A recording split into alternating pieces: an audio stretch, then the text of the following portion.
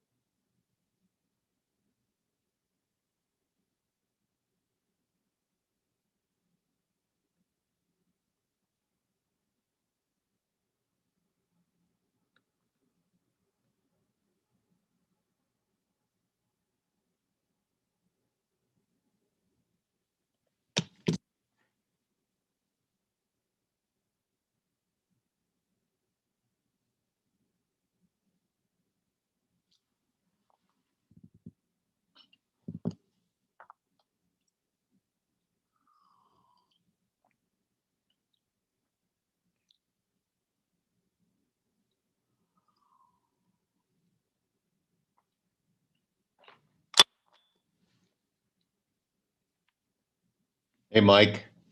Casey, can you talk? For like 1 minute, I'm just starting my first Fish and Wildlife Commission meeting. Just call me back. Okay, Okay, bye. thanks. You bet.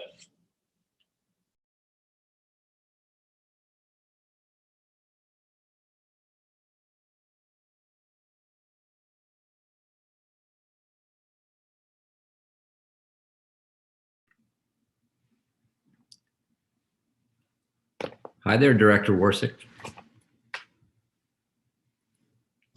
It's nice to see you. Commissioner.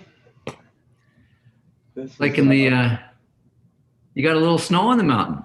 Yes, I do. I just trimmed it down today too. Or is it snow on the foothills?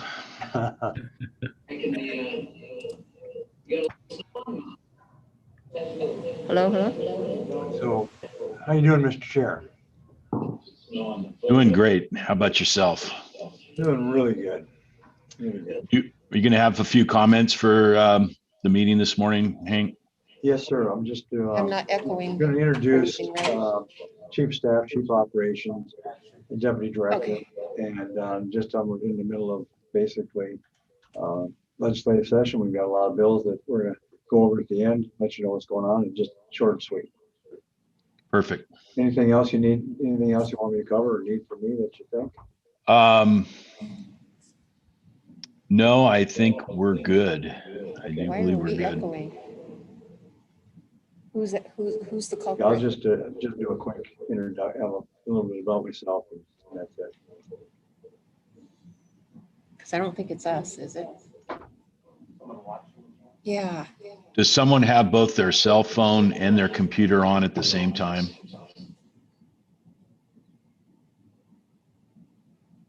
That's what would cause that echoing.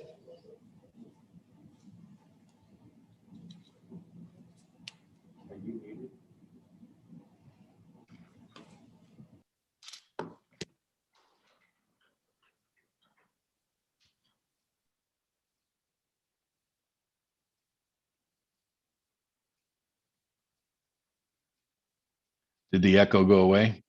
Yeah, I think it might have been the dial in from Region 6, I believe.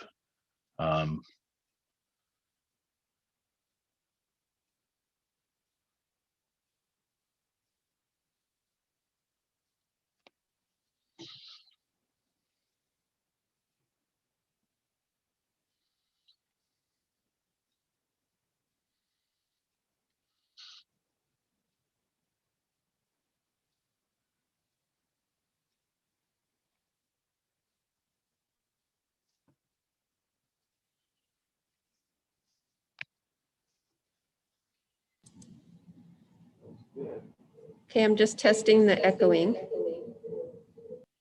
We still do have it.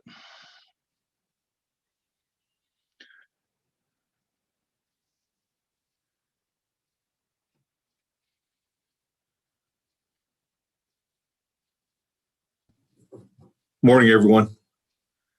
Morning, Brian. Also, just to remind you, if you have the YouTube video, excuse me, and your computer up at the same time, that can cause echoing too.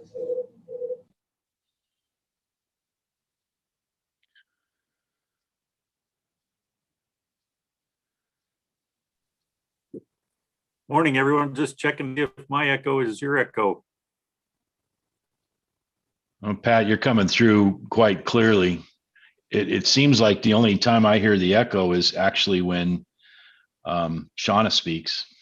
Yeah, that's what I'm hearing too. So how is it now? It's still echoing.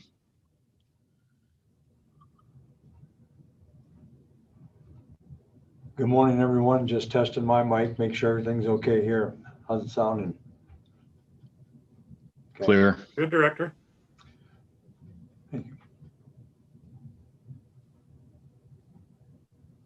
Well, do you get an echo there, Pat, when I speak? Nope. So far, the only person where we get an echo on when they speak is Shauna. Yeah, so, I think we figured out what it was. So does it echo now? No, now we're good. Okay, perfect. Clear now, yep.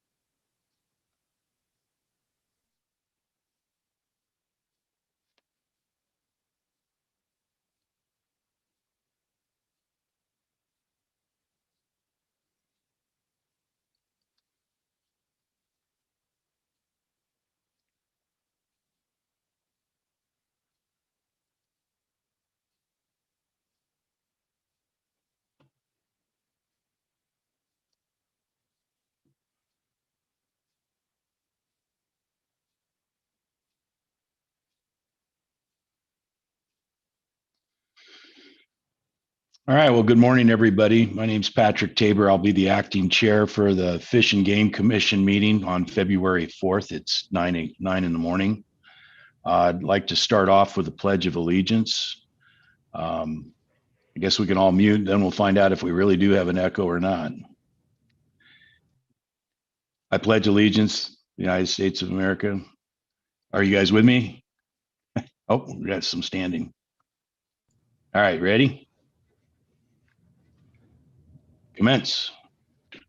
Pledge allegiance To the flag of the United States of America America.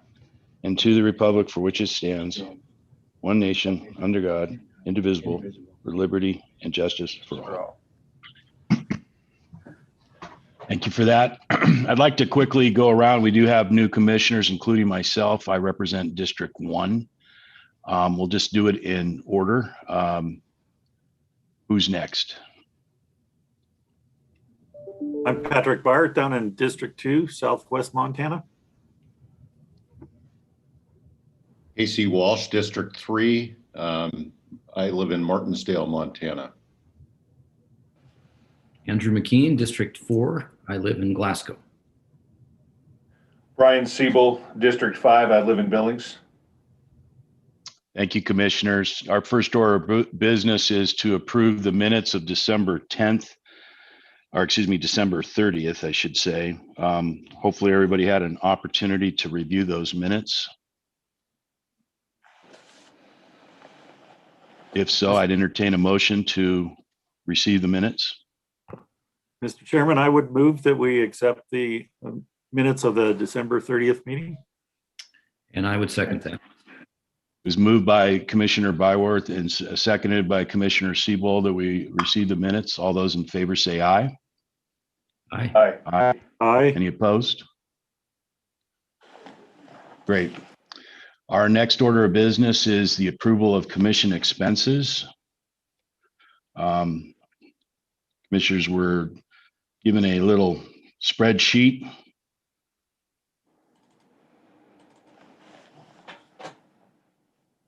Are there any questions for staff regarding the questions?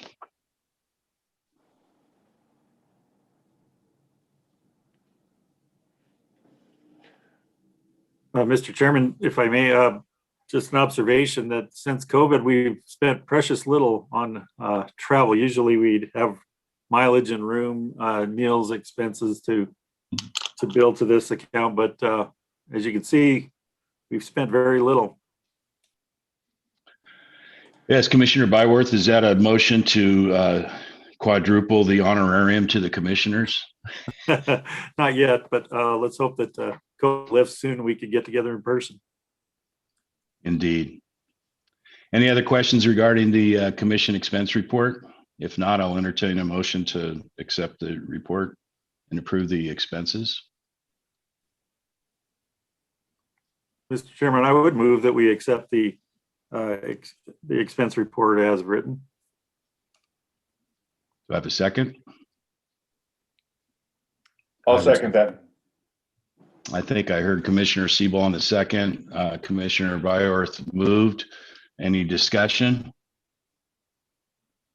Hearing none, all those in favor of approval of the commission expenses say aye. Aye. Aye. Any opposed? Okay. Commission reports. I don't know that we have any commission reports. Does anybody have a commission report? Otherwise, I think we'll move directly into the director's report. And Mr. Orsek, welcome and congratulations. Mr. Chairman, I'd Yes. like to just give you a quick report, just to first to welcome all the new commissioners.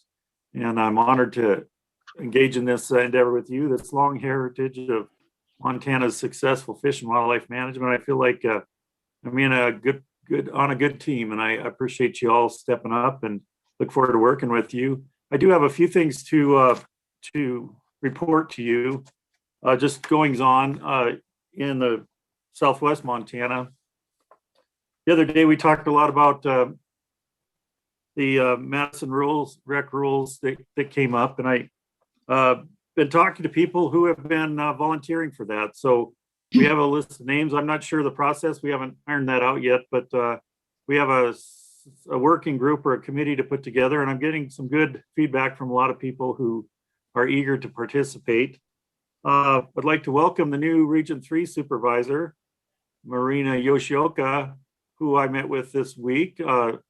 She's new in the position, but got a lot to offer, and I'm excited to work with her and her staff in Region 3.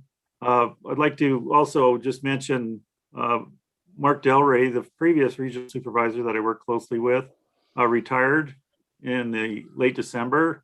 I just wanted to congratulate Mark and thank him for his over 30 years of contributions to Montana's fish and wildlife resources. Just a great guy. Worked on Flathead Lake as a fish biologist and worked his way up into the management. And he was just a great steady hand, and I appreciated his work and his friendship as well. And finally, one of the biggest responsibilities of all of us commissioners come winter time after the main season ends is game damage. And it's our way to follow the statutes and the administrative rules, but also to work with landowners directly to address their game damage problems. And to that end, I think I should have written down the actual number, but we have game damage hunts, 2 in the Madison, 1 over and just into Region 5 along Mission Creek. We have 1 here in the Valley. So just to let you know that this is a constant responsibility of the commissioners, that we are individually approve these hunts along with the staff and Helena. So it's working. It's been a mild winter, so our game damage complaints are actually pretty small so far. I'm sure we're going to get an Arctic blast here in the next day or so. So that might change overnight, but we are doing the work. The staff's doing the work, getting lots of flights accomplished, their postseason flights. Things are moving along. So that's my report for you all from District 2.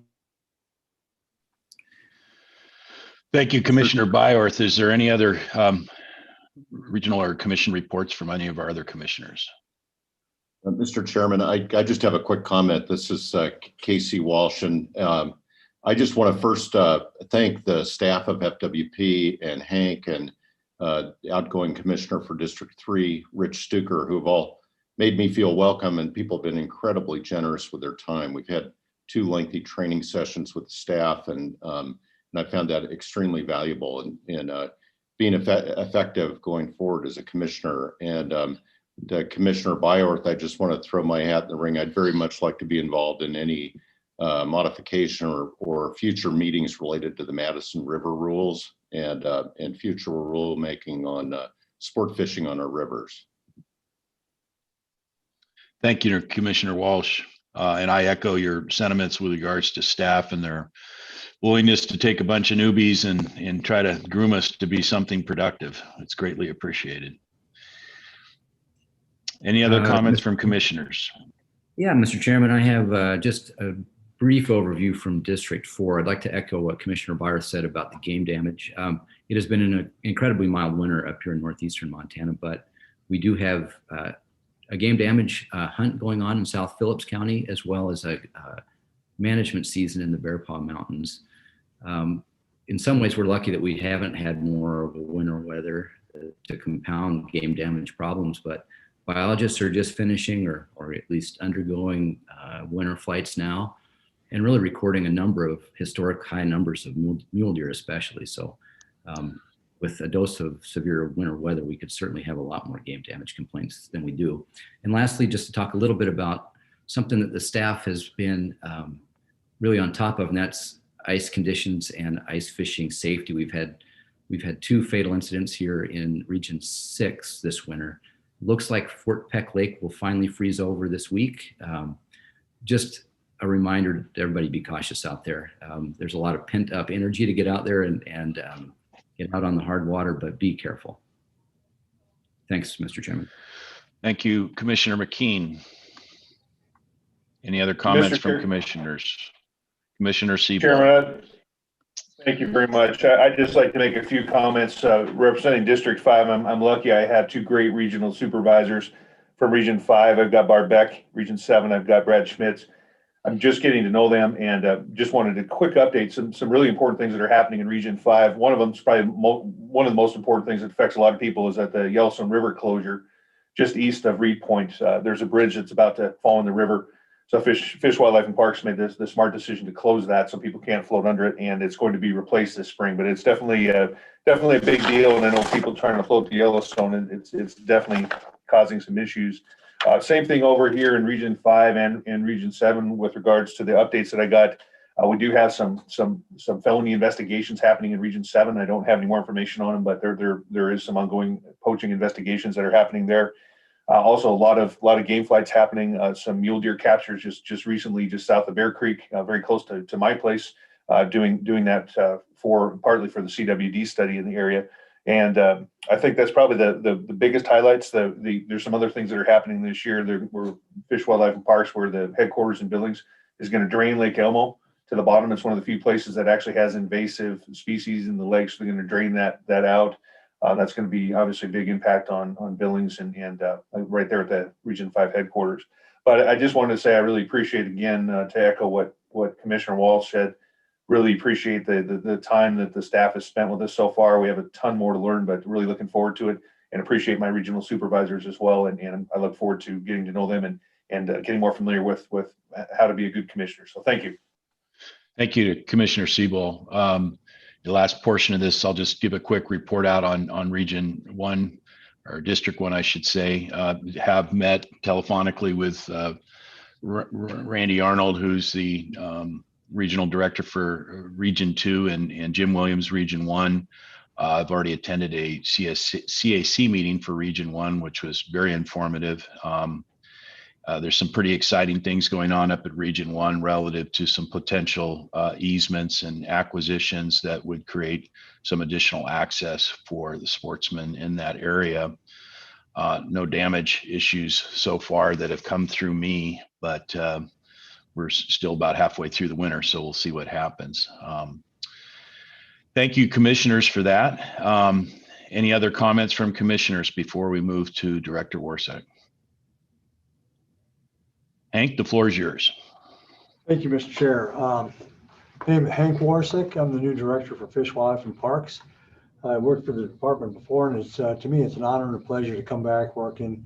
Never thought I'd be director, but I'm really looking forward to it. And got a great staff. The good part is I know most of the people from working here for so many years, so I'm excited about coming back. And the commission. The gentlemen, all the people who were selected for the commission, I'm really impressed with. I've got an opportunity to talk to people, and I want to thank Commissioner Byerth for his discussion about the new regional supervisor and the past one. I appreciate that. Got good staff. We're trying to do a good job, and we are going to focus more on customer service. That is one of the things that Governor Giaforte tasked me with, is trying to do that in building relationships and trying to get access. So we'll be working on those things. And we're hearing a lot too about the game damage. I've got some stuff we're looking into right now where the shoulder season, we had a place where we shot 150 elk last year, and this year we've shot 5 for cow elk. So the damage is happening, and we're working on some of that stuff right now. So we're getting requests too. So we may be working with individual commissioners to get some approval on those things. I would like to introduce the DO staff right now. I've got, hopefully they're all on here, and you've met a couple of them already through the training. I've got my Chief of Staff with Quentin Kujala. Quentin. Hello all. Again, very much looking forward to working with you. Thank you for your service to date and all the more to come. Thank you. Don't ever hesitate to reach out if there's something I can help with, or if there's something you think I might be able to help with, or anything in between. Looking forward to the opportunity. Thank you, Quentin. Then Chief of Operations, Mike Valesky. You've worked with him as well. Hey all, just ditto what Quentin said. Thanks, Mike. And then I have my Deputy Director, Dustin Temple. Yep, here for anything you need. Welcome. And then we have Becky Doctor, and she's actually in a hearing right now. When she gets back, I'll just have her introduce herself. And we also have legislative liaison that will be presenting our where we're at in the legislature right now, I think at the end of towards the end of the meeting. But I'm just looking forward to working with everybody. I said, I've got a great staff. We want to do the right things, and feel free to contact us, any of us, with any questions you have, and we'll get right back to you. Okay, I appreciate it. And that's all, Mr. Chair. I'm looking forward to working with everybody. Thank you, Director Warsack. Appreciate it. Thank you again to the staff. You guys have been great, and we really appreciate it. At this junction, I would like to go ahead and move into the fisheries portion. I'd ask that the commissioners go ahead and open that module there on their tablets to make sure we have all the information in front of us. We're going to start off with the FAS annual rule. Because this is kind of the first crack at it, we will receive some comments from the public. Just want to read something with regards to the public comments now for those of you that are on the phone and would like to make comments. I'll let you know when the time is available to make public comment. Please raise your hand by dialing *9 to indicate that you'd like to submit a public comment. And be cognizant that other people also may want to make comments. If you agree with something already said, you can indicate your agreement instead of repeating the substance. Someone will call your name when we're ready to take your comment. Please state your name, city, and the organization you represent, if applicable. So with that, what I'd like to do is turn it over to, I believe, Katie, are you going to handle most of the stuff in the fisheries arena? You want to lead us off with the biennial discussion? Chair Tabor, members of the commission. My name's Eileen Rice. I'm the Fisheries Division Administrator. I oversee everything in the fish division. So typically you'll hear me talk in front of you of anything on the agenda under fisheries. So you'll get to know me hopefully fairly well, and I look forward to working with all of you. Just to echo what was said by the director staff, if any of you have any questions moving forward, please reach out. I'd be happy to help with anything or put you in touch with staff that could help. So as you've mentioned, our first item is the fishing access site annual rule. This is a proposal. This is a biennial rule that covers things such as fees for camping, stipulations for camping, group use permit requirements, and special recreation permit requirements. The new rule would replace the current fishing access site biennial rule, which was in place for 2019 and 2020. The proposal is to make no changes to the current biennial rule, but to make it only effective for 1 year while we conduct a thorough review of the rules, similar to what has been occurring for park rules and wildlife management area rules. If the proposal is approved today, we will conduct a public process prior to bringing you the rule for final approval. So with that, I'd be happy to answer any questions. Thank you, Ms. Rice. Commissioners, any questions regarding the proposed rule or any contents?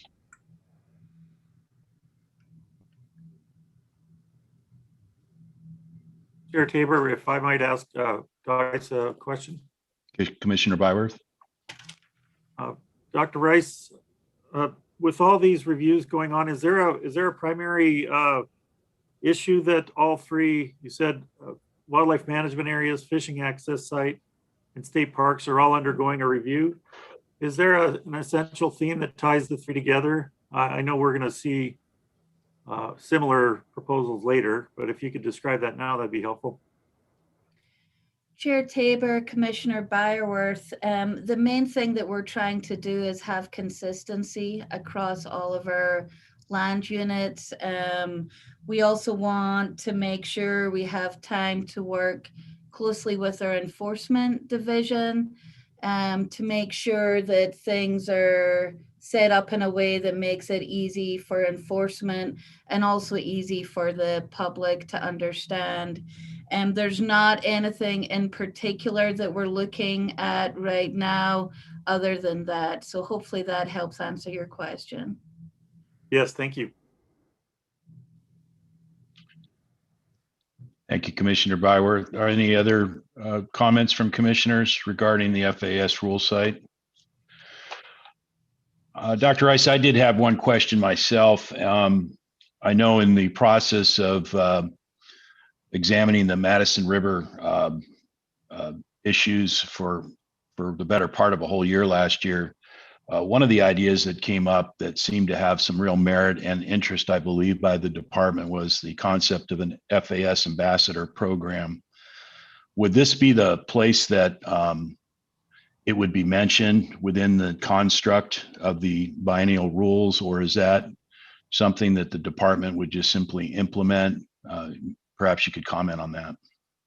Chair Tabor, members of the commission, the FAS ambassador program that many have heard us talk about while discussing the Madison, that doesn't need to be put into rule in order for us to do such a program. We've actually already started to implement some parts of that. Those parts would include public outreach for things like how to use a boat ramp appropriately, etiquette on the water, etiquette at the boat ramp. Another part of it is looking at all of our sites for traffic flow. As I'm sure many are aware, some of our fishing access sites are very congested. So we're reviewing all of those for ease of flow. We've also been working with groups such as the Fishing Outfitters Association, MOGA, and Trout Unlimited to come up with other ways where we can have staff available to help with getting people on the water more efficiently. So we've started to implement some of that, and you'll see gradually more getting implemented, but you wouldn't see it in a rule. So hopefully that answers your question. It does. Perhaps just as a informational in future meetings, obviously it wouldn't be the next meeting, but as the fishing season starts to kick up, the department could probably expect a request from the commission, or at least this commissioner, that we have a little bit more thorough report with regards to the results and specific plans around the ambassador program, in particular on the Madison, because of the knowledge that we all have that close to 70% of the visitors on that are dissatisfied mostly with those FAS sites. And so it would be ideal if in a future meeting, perhaps in late spring, we get a report back from the department as to the efficacy of the program and where we're at and what the department's plans are for that. Chair Tabor, members of the commission, I'd be happy to organize that. I'll work with Shauna to get that scheduled. Thank you so much, Dr. Rice. Any other comments relative to the biennial for the FAS sites? Only one, Chair Tabor. Yes, Commissioner McKean. Dr. Rice, we've talked about this as a proposal that will go out for public comment. When might this come back as a final? Chair Tabor, Commissioner McKean, I'm not exactly sure what the schedule is for commission meetings, but we'd bring it back as at the first available commission meeting after public comment. Typically, our comments run for 30 days. So if it's approved today, we'll have a 30-day public comment period. we're not expecting many comments. So once the public comment period is over, we'll have it scheduled at the next commission meeting that you have. Our hope is to get this in place prior to the season really starting this spring at the fishing access sites.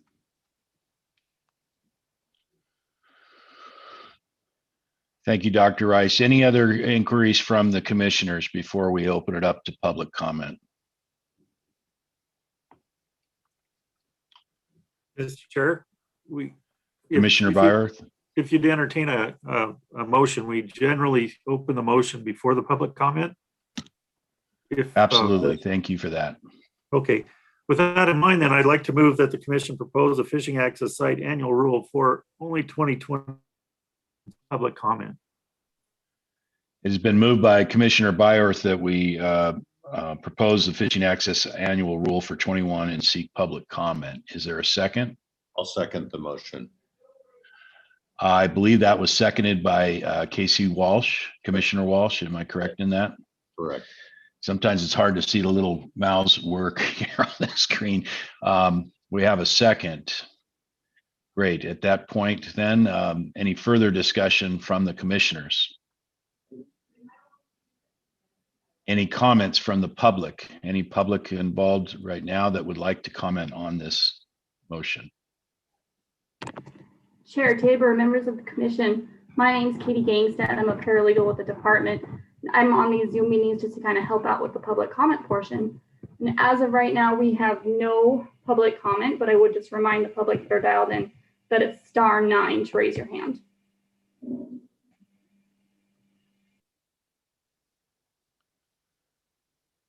Thank you, Katie.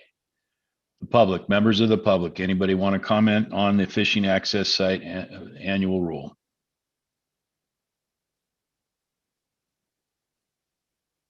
Chair Tabor, members of the commission, I'm seeing none. Thank you, Katie. So hearing none and having no further discussion, I believe that we can call for the question. All those in favor, say aye. Aye. Aye. Aye. Any opposed? Motion carries. Thank you. Our next topic will be the intake fishing access land transfer from BLM in Region 7. Dr. Rice. Chair Tabor, members of the commission, this is a final action item for a small acreage land transfer at no cost between the Bureau of Land Management and Fish, Wildlife and Parks. The intake fishing access site is on the Yellowstone River and has been managed by FWP for about 50 years. The fishing access site is 52.57 acres. 6.41 acres of land within the campground is owned by BLM. The BLM would like to transfer that land to FWP for continual use as part of the FAS. In 2019, BLM completed an EA and solicited public comment through the Federal Register. The department completed an EA last year and received no public comment. In order to simplify the ownership of the site and to ensure the existing infrastructure continues to serve the public, the department recommends that the commission approve the land transfer from BLM to FWP. With that, Chair, I'd be happy to take any questions. Thank you, Dr. Rice. Any commissioners, any questions regarding the intake? Mr. Commissioner, I had a question. Commissioner Siebel. Thank you, Mr. Commissioner. Dr. Rice, just a quick question. Based on the map, I see that there also is a piece of acreage that the Bureau of Reclamation owns and is being leased. Could you give me a little history on that? And is there any opportunity for FWP to acquire that and what the terms of the lease are? Just curious, having two federal pieces there and only one being transferred. Thank you. Chair Tabor, Commissioner Siebel, the Bureau of Reclamation portion we already have under agreement as part of the fishing access site. That's been a long-standing agreement.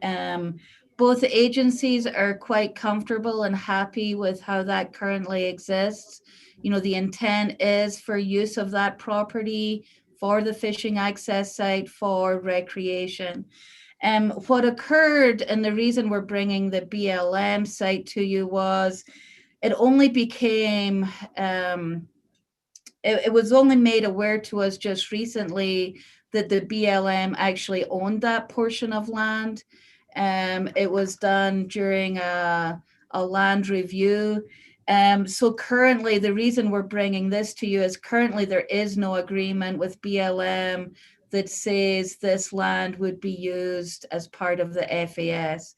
BLM was actually the agency that approached us and says we'd like to transfer it officially to Fish, Wildlife and Parks under federal statute, just to make it clearer. So right now we're quite comfortable with the direction it's going in. We work very closely with the Bureau of Rec and don't see any need to do any additional changes.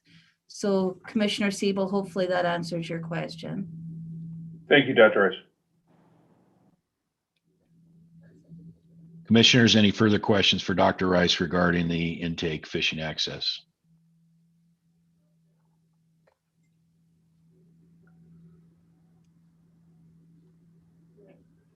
Seeing none, I believe we're at a point where I would entertain a motion for approval.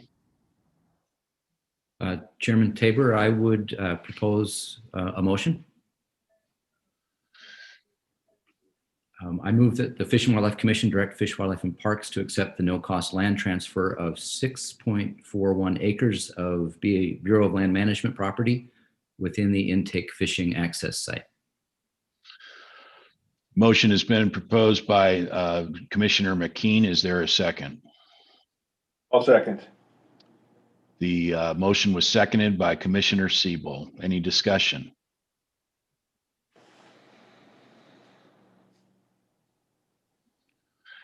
I believe that this is a final rule and discussion was taken in the past by the public. Am I correct, Dr. Rice? Chair Tabor, you are correct. Therefore, there's no additional reason to have anybody comment from the public. Any other discussion by the commissioners? And I'll call for a vote on the motion. All those in favor say aye. Aye. Aye. Any opposed? Motion carries. Okay, our next matter for consideration is the annual rule approved by commercial baiting and signing waters. Dr. Rice. Chair Tabor, members of the commission, this is a final action item. The annual rule of commercial bait seining waters lists those waters approved for bait seining by those who possess a bait seining license. The waters listed are regularly monitored for aquatic invasive species, fish pathogens, and have adequate bait fish populations able to sustain bait collection. Public comment was received between December 21st and January 20th. One public comment was received which stated opposition to all commercial bait seining. The evaluation by staff has determined all the waters listed can support bait seining. Our recommendation is to approve the list as proposed. Chair, with that, I'd be happy to take any questions. Commissioners, do we have any questions for Dr. Rice? Mr. Chair, if I may. Dr. Rice, Commissioner about how Byworth. many, thank you. About how many commercial seine licenses do you issue in a given year? Chair Tabor, Commissioner Byworth, that's a great question, and I don't have that number available right now, but I'd be more than happy to get that for you by the end of the commission meeting. Additional questions?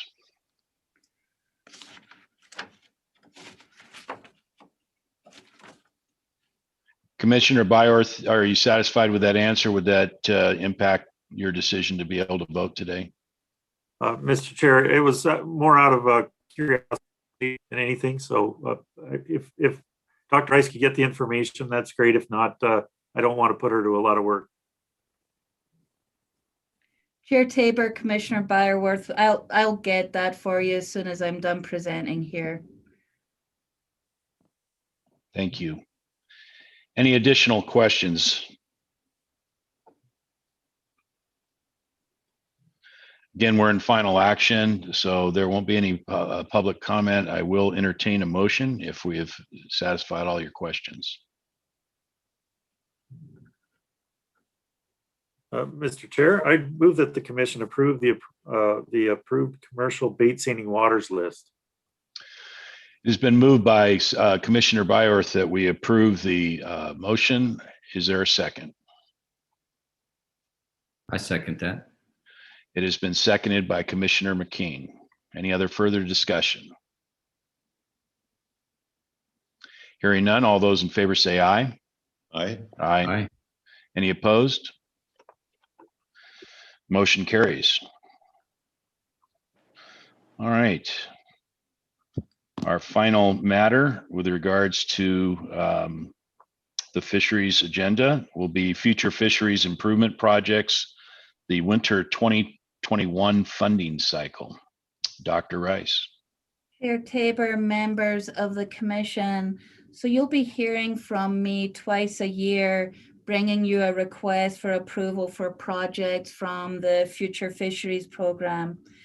The Future Fisheries Program provides funds for fisheries habitat improvement projects. Projects are reviewed twice a year by a 14-member governor-appointed citizens review panel. We are currently in the winter 2021 funding cycle, and the review panel is requesting approval to fund 7 projects for a program cost of $121,748 with matching funds of $627,732. There is more details of all the projects in your packet.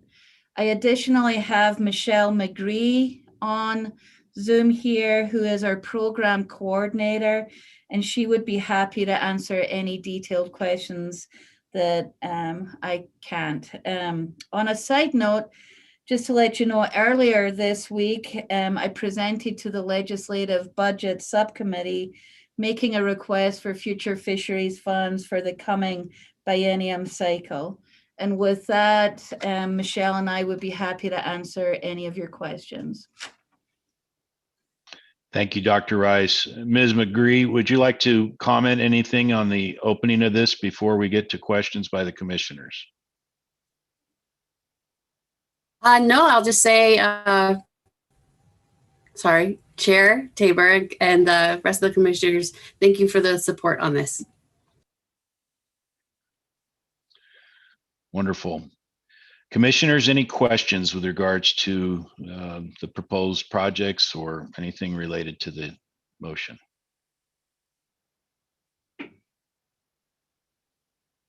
Mr. Chair, I had a quick question. Commissioner Siebel.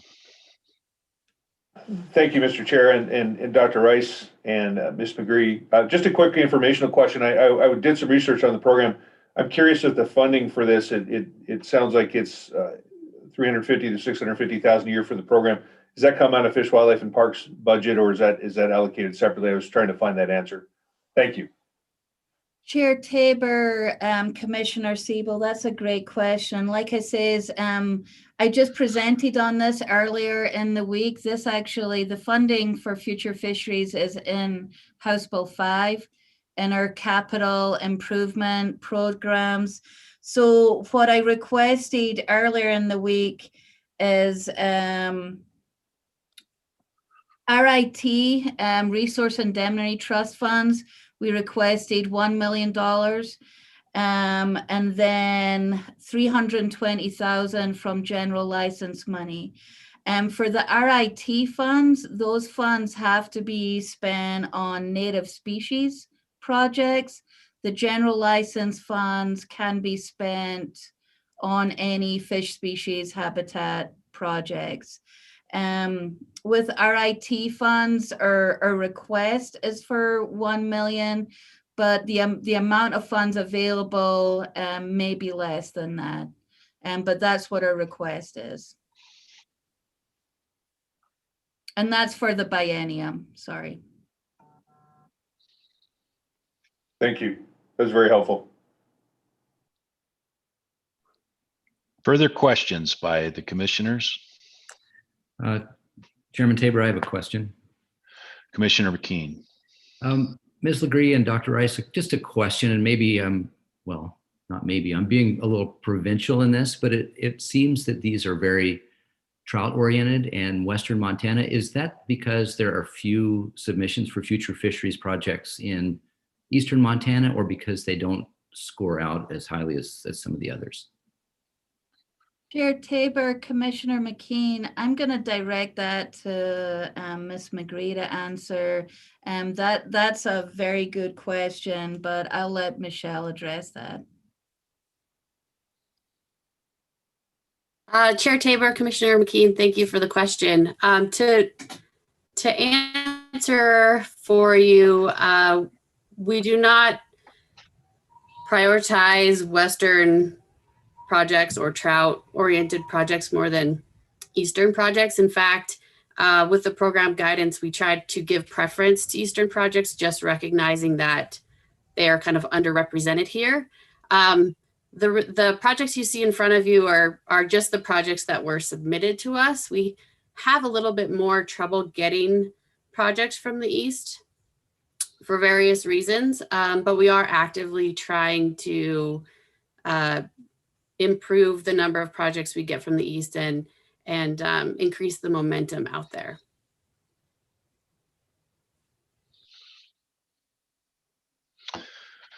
Further questions by the commissioners? Mr. Chairman, this is more by way of a comment, but you might see that 2 of the projects are sponsored by Trout Unlimited. I work for Trout Unlimited in a different program than either of these. One is a chapter which I have no relationship other than a common organization. The other one is within a different program, but for that reason, I will abstain from voting to avoid any perception of conflict of interest. Thank you, Commissioner Byorth. Please let the record show that Commissioner Byorth is standing down on this vote. Any other comments or questions by commissioners?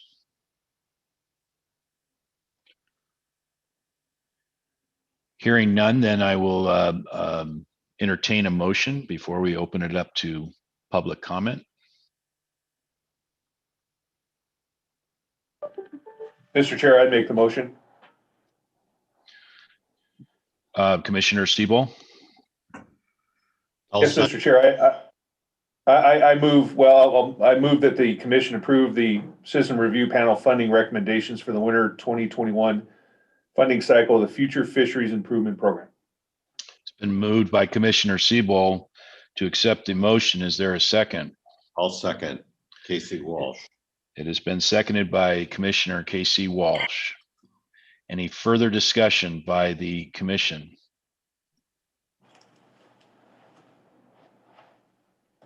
Ms. Gangstead, do we have any public members that would like to comment? Chair Tabor, members of the commission, I'm seeing none right now, but I just do another reminder that it's *9 to raise your hand. If anybody from the public would like to comment on the Future Fisheries Improvement Program, winter funding panel recommendations, please raise your hand. *9 gets you access to the phone line.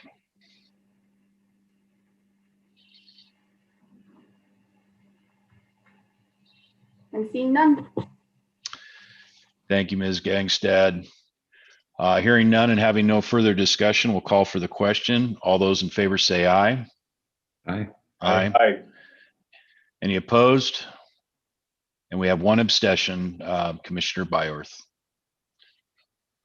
Thank you very much, Dr. Rice. I believe that's everything on fisheries. We appreciate everything you've done. Any other comments you'd like to make for us?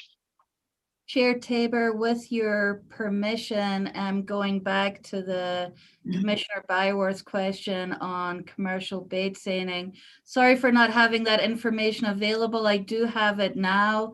In 2019, we issued 77 commercial seining permits, and in 2020, we issued 87. So hopefully that gets you the information that you were looking for. And with that, thank you, Chair Tabor and members of the commission. And again, I'd just like to extend the offer. If you have any questions, please feel free to reach out, and I look forward to working with all of you. Thank you. Thank you, Dr. Rice. We are flying through our schedule. It must be the effective leadership of the meeting. What do you think? I don't know. I don't know if Director Orsek, are we prepared to go into the wildlife section of this? Is your crew available and ready? I see Mr. McDonald has just come on. Excellent. Mr. Chairman, I believe they are ready. Quentin, do you know if everybody's good to go on this? Good to go. Thank you. Mr. Chairman, Excellent. we are ready. Great. Well, we'll start off with the first matter at hand, which is the WMA public use rules. And who's going to lead our discussion on that? Are you, Ken? Yes, I will. So good morning, commissioners, Mr. Chairman. I'm Ken McDonald. I'm the chief of the Wildlife Division. And for the three new ones, I'd like to welcome you on board. And for Pat and Andrew, welcome back. I'm going to start out today with the WMA rules, and typically moving forward, I handle the habitat and access items before the commission, and then we turn the season setting things over to our Game Management Bureau Chief, Brian Wakeling, who you'll hear after me. He deals closely with the regions and has all the intricate details that I would just stumble on. So Brian and I will be your two primary point persons on commission items. So our first item is a final approval of WMA public use rules. These are rules that kind of regulate the different uses of the wildlife management areas. These rules also include our what we call wildlife habitat production area or protection areas, which are just basically small wildlife management areas, as well as fisheries conservation areas, which are a few lands that have been purchased by the Fisheries Division for fish conservation purposes. Typically, we've done these on a biennial basis with commission. We, as Dr. Rice pointed out, we have an effort going on in the agency to try and get some consistency across the rules for parks, FASs, and wildlife management areas. And then where possible is put those into administrative rule or ARM rule so they don't have to keep coming back. So where we have rules that are consistent and pretty stable across all land ownerships, those will go into ARM in an exercise we'll be working on over the next year. And then some site specific rules will continue to be before the commission as a biennial or an annual or a biennial rule. So with that, back in December, we proposed the biennial rules that we had, plus a few tweaks that the commission adopted. Since then, we've decided it's probably simpler to just continue the rules that were in place for one more year while we're working on this ARM and the additional pieces for consistency, and then would come back to you next December with WMA, any additional WMA specific rules. So with that, what we're asking is that you approve the public use rules for wildlife management areas and fish conservation areas. Just extend what was already in place for the past biennium for another year. and then we will have those in place while we work on this other agency-wide effort. With that, I'd be happy to answer any questions specific to the proposal or some of the rules that are already in place. Thank you, Mr. McDonald. Commissioners, any questions for Mr. McDonald or his staff? Mr. Chairman? Mr. Chairman? Director Warsek, would you like to address the group? Yes, sir. The governor has a new red tape initiative where we're going to go through and look at all of our rules and try to basically look out and remove any rules. We're going to do that department wide. And actually he's going to ask for it to go across state. All agencies will be looking at this and trying to reduce the arm rules. We have a lot that actually point to laws and statutes that have been removed. So it's just a cleanup. So that's one thing the department will be working on as well. So just wanted to let you know that, sir. Thank you. Thank you, Director Warsek. Commissioners. Mr. Chairman, may I ask Commissioner questions?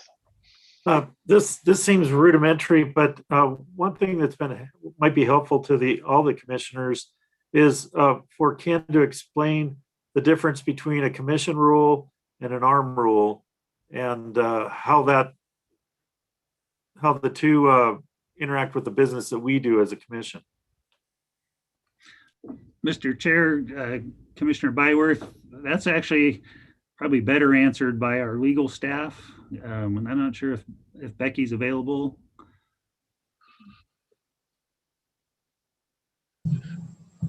She's still in a hearing, and she will be joining, so we'll save that question for her. If that's all right, Mr. Chairman, that way you'll get the most correct answer. That's fine by me. Commissioner Byworth, are you satisfied by waiting?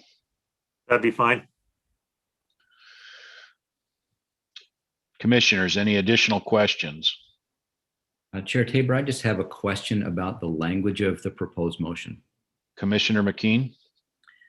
The motion that we've been asked to approve talks about keeping the WMA public use rules that have been in place in the previous years, but it doesn't have a going forward date. And I just would like to ask Mr. McDonald if that's problematic, or if we need to revise the proposed motion to detail that these rules would be in place through 2021. Mr. Chairman, Commissioner McKean, that's actually probably a good idea, just to make sure it's clear going forward. And that would be the intent, is it's in effect through calendar year 2021. Excellent catch, Commissioner McKean. When we do get to the point of motion, let's make sure we make that revision. Commissioners? One question I had, Mr. McDonald, was you had indicated in here that you had offered a set of rules, and you referred to them as tweaks, and I'm not quite sure if those tweaks or any additions came as a result of requests by the public, and now kind of going back to just the 1920, are we excluding something that the public had asked for that we're not going to contemplate for inclusion for this year? Or were they a different type of tweaks that you decided are not necessary at this point? Mr. Chairman, Commissioners, good question. The tweaks, maybe that wasn't the right phrase to use, was the main difference between what was proposed and the previous rules were the addition of a regulation, a proposed regulation, I'm sorry, to limit bicycles, whether they're pedal or electric bicycles, to existing roads.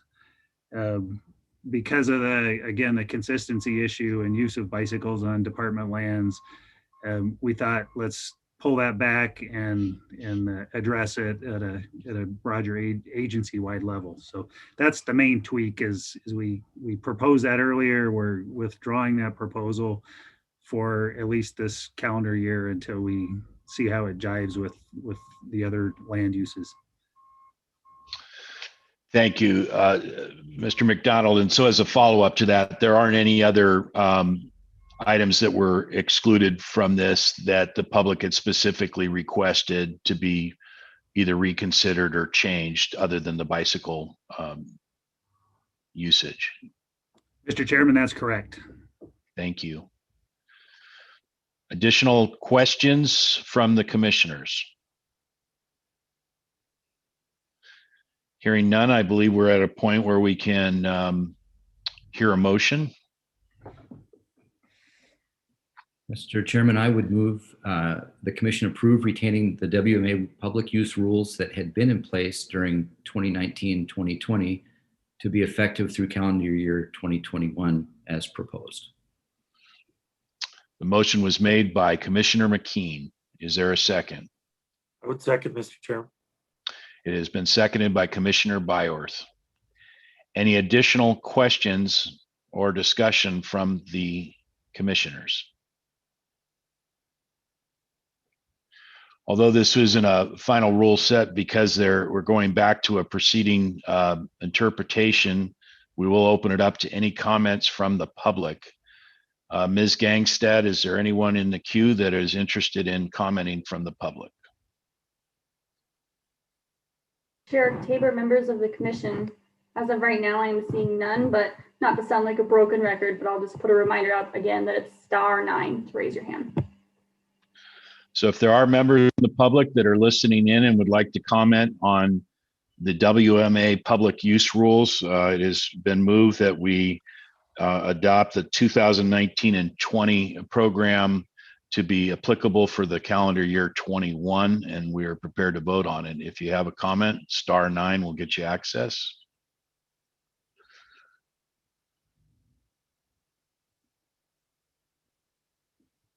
Chair Tabor, members of the commission, I'm seeing none. Thank you, Ms. Gangstad. Based on no further discussion, we're ready to call for the question. All those in favor say aye. Aye. Aye. Any opposed? Motion carries. Thank you, Mr. Chairman. And like I said, from here on, I'm going to turn it over to Brian Wakeling, who's our Game Management Bureau Chief. And similar to what Dr. Rice offered, if you guys have any questions or comments or concerns about any of the wildlife program or issues, feel free to call me or Brian or any of our other staff. So thank you. Thank you, Mr. McDonald. Appreciate it. Mr. Wakeling, our first item up is the 2021 deer season structure for hunting districts 400, 401, 403, and 406. You have the floor. Thank you very much, Mr. Chairman, members of the commission. As always, any questions, please feel free to reach out to us. This particular topic, the commission handles the season setting routinely within a biennial season setting structure. And so routinely during about a year ago, the commission handled most of the season setting for a 2-year period of time. The commission chose at that time, however, to only approve the season structure within for mule deer, or for deer hunts within hunting districts 400, 401, 403, and 406 for a single year. They approved it for a single year with a sunset that it would return to its former structure if the commission did not reauthorize it for the at this point during the year. The commission did hear this presentation back in December. And so this is a presentation that is a final presentation. The package before you is unchanged from what we had presented during the seasons, or during the December's season, and it is designed to largely highlight a lot of what the rationale behind that was. So the season structure within 400, 401, 403, 406 historically has been largely a 3-week general season. although most of the rest of the state has a 5-week general season. The season structure has been maintained that way by the commission for quite some time. The department did recommend a change to that season structure last year. However, because of the advent of chronic wasting disease, there's been kind of a low prevalence within those areas. However, the aspects of population demographics certainly influence the likelihood for that to increase, become more prevalent, and parts of that are really dealt with by deer density and also high buck to doe ratios.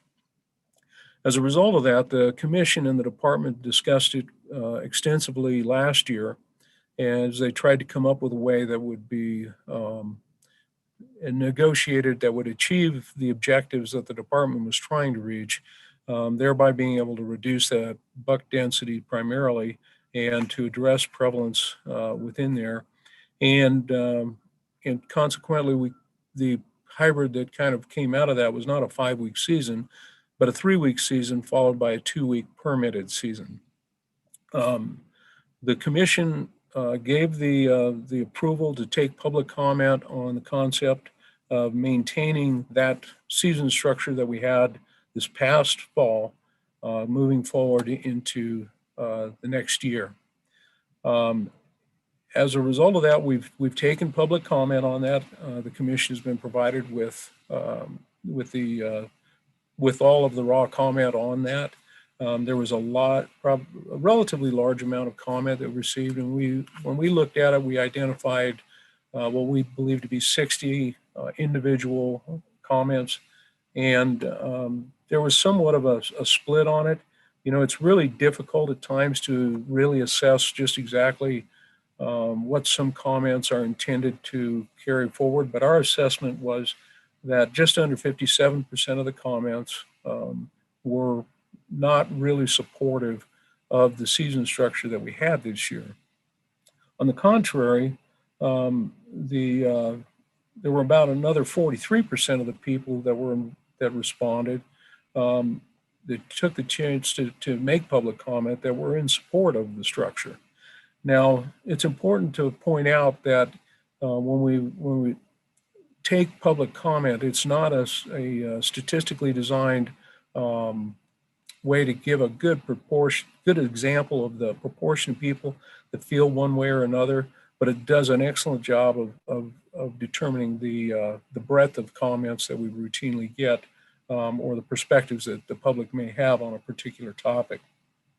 At any rate, after considering all that, we also, our biologists within the area made an extended effort, and Region 4 made an extended effort to reach out to landowners, to reach out to some of all of the hunters that participated in this hunt, and tried to get a better assessment of how landowners felt and also how the hunters who participated in the hunt felt.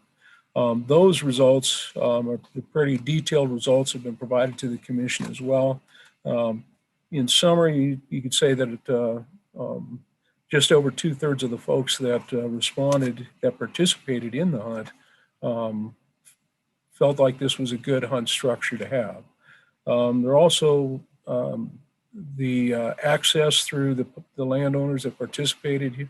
There was no documented loss of participation, and that does not necessarily mean that every landowner was necessarily happy with the season structure, but they did seem to find ways to be able to work through this.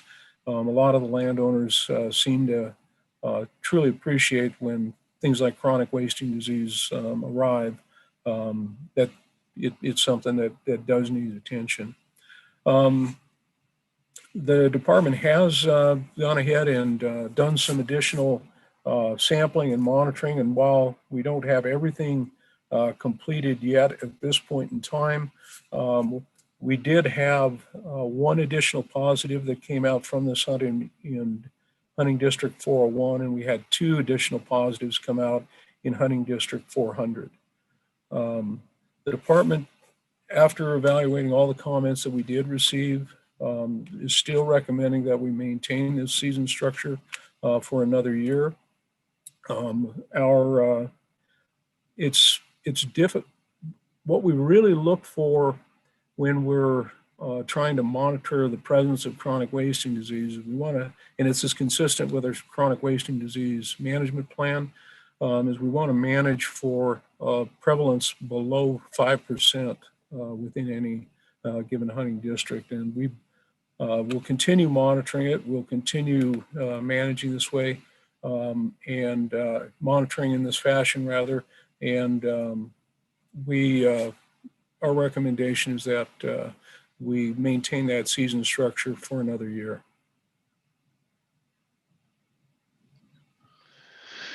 Thank you, Mr. Wakeling. Commissioners, what questions do you have regarding the proposal?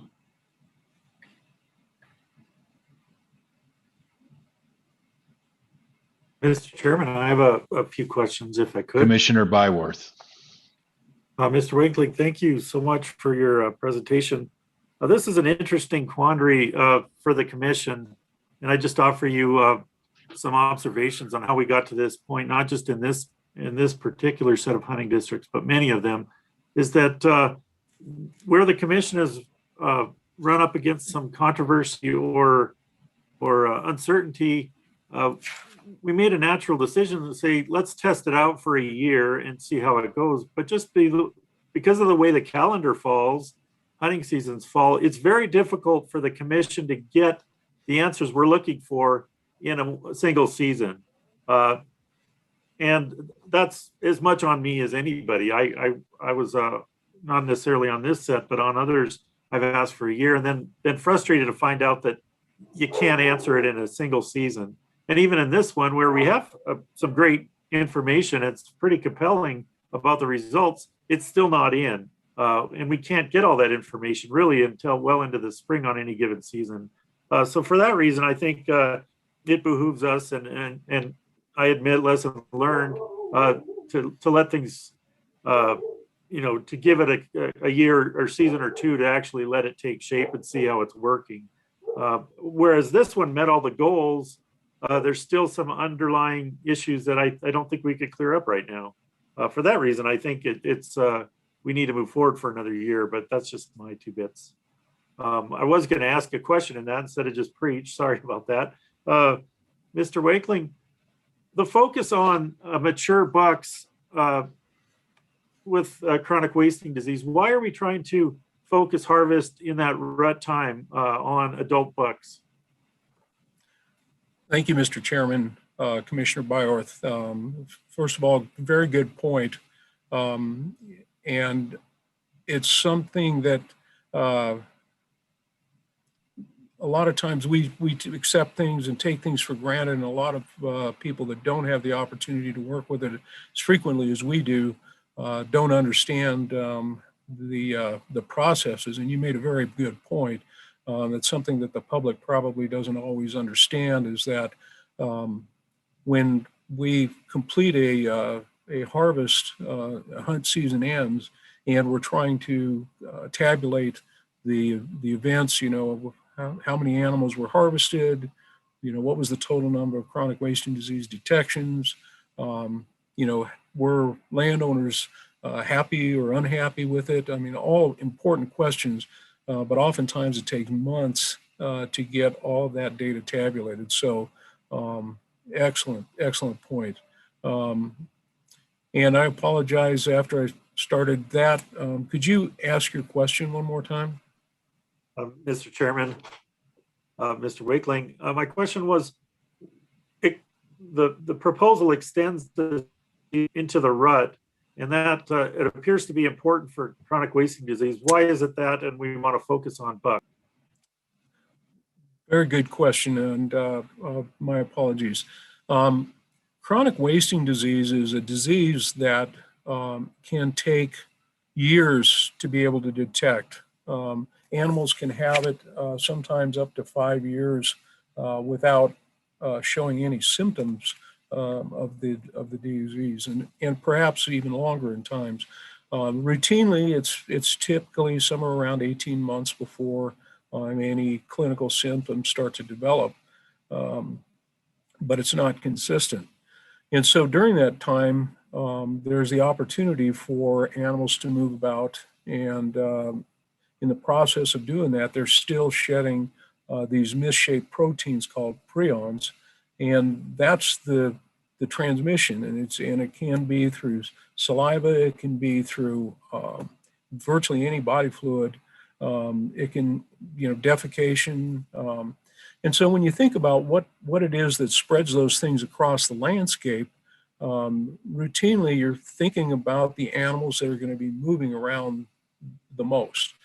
And when you look at home range sizes for males and females, routinely females tend to have smaller home range sizes. They don't move around as much. And as a result, females don't come into contact with other animals as frequently, and they don't spread it around as much. Similarly, when you think about the breeding structure and the way that most cervids, deer, elk, antelope, moose, and reindeer, things of that nature, they often have the breeding structure that they have. Usually the dominant animals are the ones, the older, the smarter, the ones that have been around the block a time or two. They're the ones that are doing the bulk of the breeding. And so they're moving around. They're the ones that actually come in contact.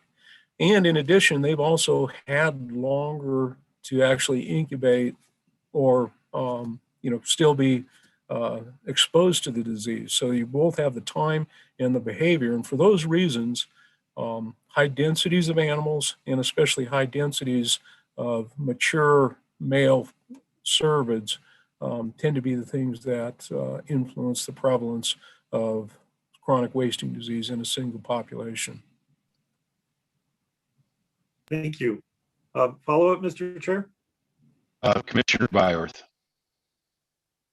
I noticed that, so the focus on this proposal is to extend from a 3-week to a 5-week season for both whitetail and mule deer. What's the season structure for elk up in this? Has it always been a 5-week elk season, or is that different up there? Mr. Chairman, Commissioner Byworth, I don't have a quick answer on that. I'd have to take a look at that. I don't recall off the top of my head whether or not that's what the elk season is in that district.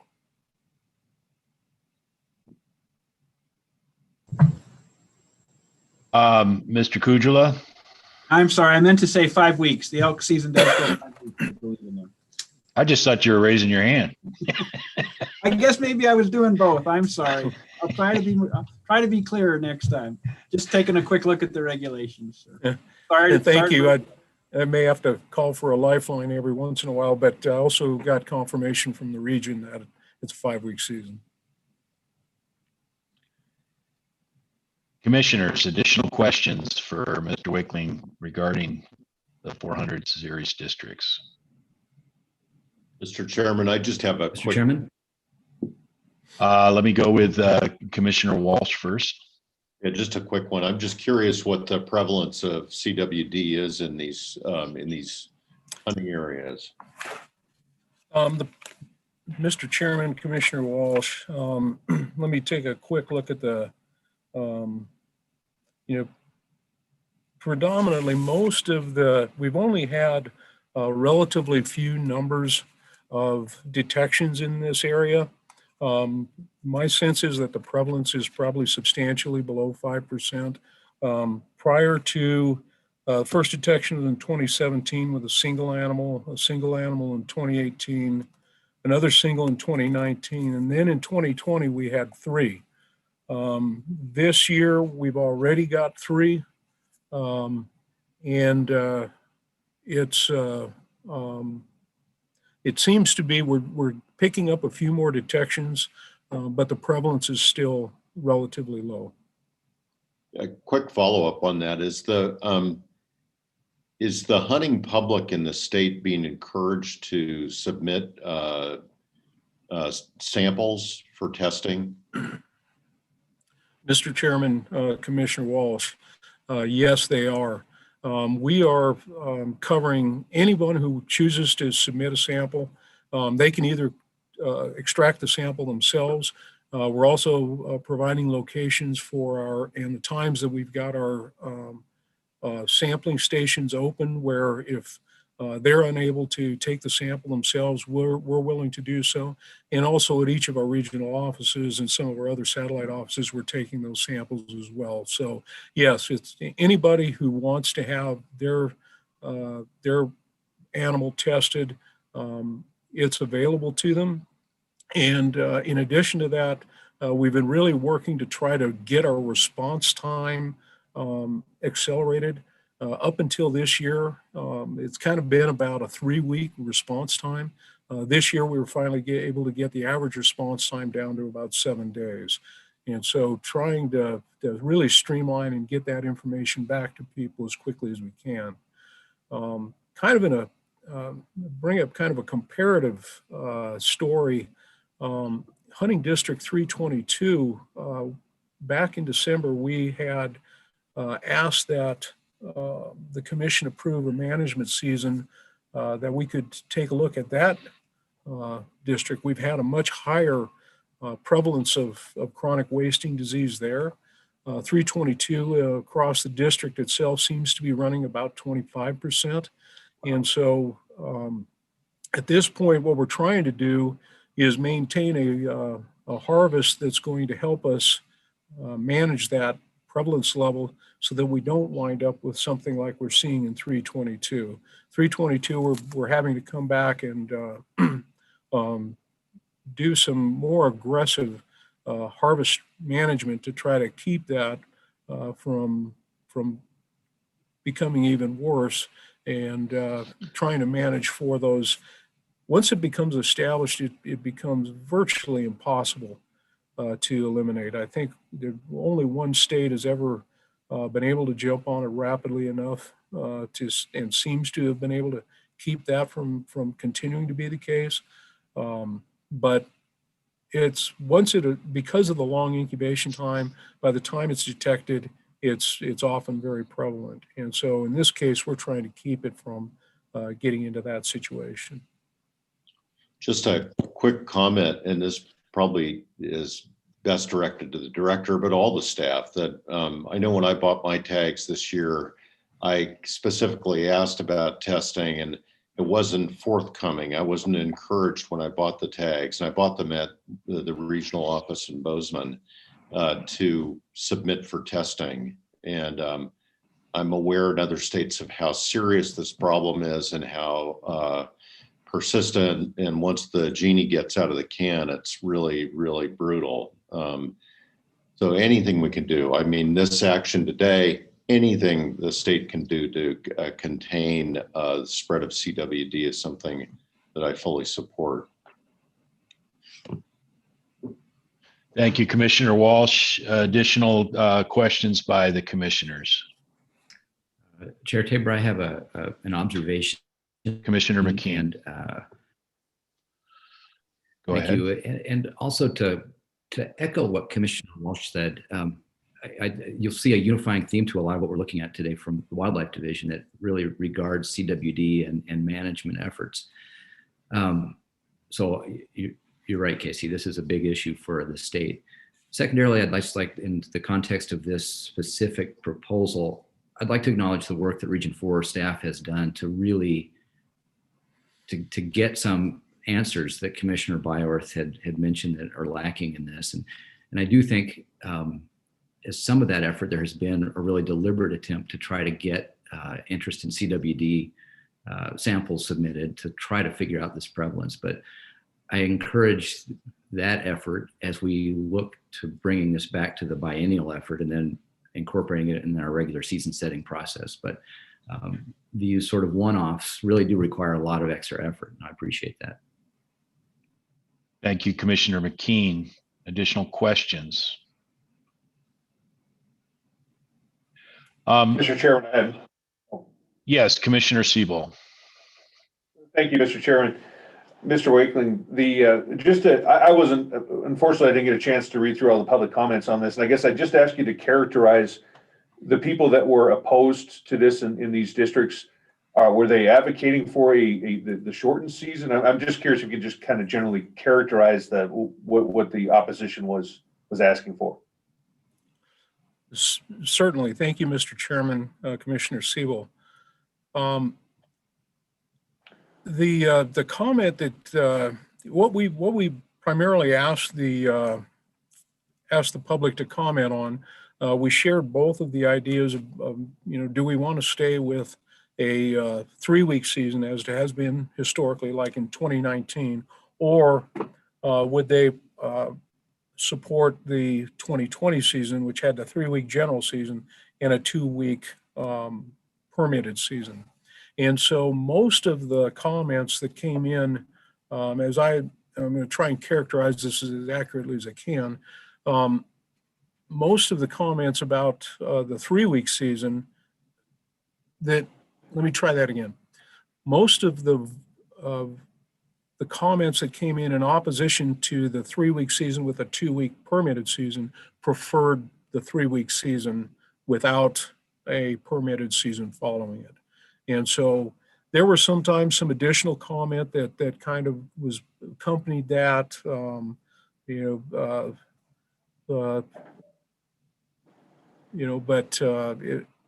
none of it was, there was no substantive, consistent message other than that. Sometimes I think probably if I was going to characterize any of the additional comments, probably had dealt with local individuals that perhaps thought there was enough pressure on the deer population already and they didn't want to see 2 more weeks of pressure on them. And so I think that's probably the best way to characterize it. They were largely in support of staying with the 3-week season rather than tolerating a 2-week permitted season. There were a couple of comments that came in that said if they were, I want to say it was probably 2 or 3 comments that came in that said if we stay with the extended season with the 2-week permitted season, they'd like to see a smaller number of permits. And based on our preliminary data, and as Commissioner Byworth mentioned earlier, it's preliminary. We don't have our final data yet. But if our final data sticks with the direction that our preliminary data indicates, we would probably see somewhere between a 25 to 30% reduction in permits for next year. Thank you. Follow up, please. Go ahead. Just something that it's not specific to this region, but something that I expect we'll talk a lot about when we're looking at quotas in different areas is the question of quality versus quantity. And I guess from your perspective, how would you having the season, having the limited tags, do you see that? Are you hearing, or do you see the potential for increased quality? I think we need more areas with potential for really quality trophies and quality bucks, and obviously quality experience. But just want to get your thoughts on what this type of limited draw in that late season, what impact that would have. Thank you, Mr. Chairman, Commissioner Siebel. It's a good question. Oftentimes, when we go to a permitted season, you wind up, you've got the ability to regulate the number of hunters that are in the field. And that usually is correlated with the perception that it's a higher quality hunt, because oftentimes most of the surveys that I've seen, and not specific to Montana, but nationwide, usually the perception of crowding is tied to the perception of quality, inversely so. So the less crowding there is, if it's a permitted area and things of that nature, oftentimes people feel like it's a higher quality opportunity. And for good reason. You can reduce the overall pressure on a population, you can allow it to grow. Now, I think it's important to point out in this instance, that's the real challenge that we have in managing something like chronic wasting disease. When you wind up with high buck densities, older age class animals, and the prevalence of that, those are the factors that both lead to higher spread, higher incidence of CWD, and also the higher perception of quality hunting. And so a lot of times we get into a real, it's hard to deal with both of those things. And if we're going to manage for quality, oftentimes we put ourselves at risk. And so we have to temper what we do when we're trying to manage for a quality situation, especially in a location in areas. And I'll talk about this a little bit more in the next presentation, because it does come into play somewhat in some of our other recommendations. Thank you. Mr. Wakeling, I had a couple questions myself. So in looking at the statistics, we had an average antler point per side of 4.3 and 4.4. Is that both species combined, whitetail and mule deer, or is it one is whitetail, one is mule deer? My understanding is that that's the combination of both. Okay. Let me just make a statement and then I'll have a question on that.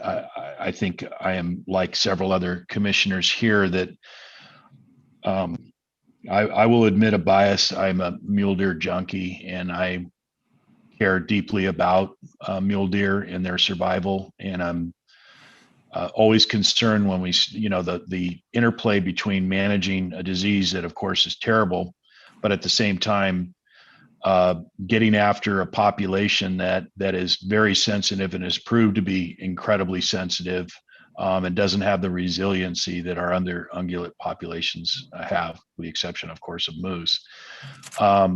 So, a lot of the feedback that I've gotten, and of all the different things on this agenda, I've gotten the most amount of calls on this particular proposal.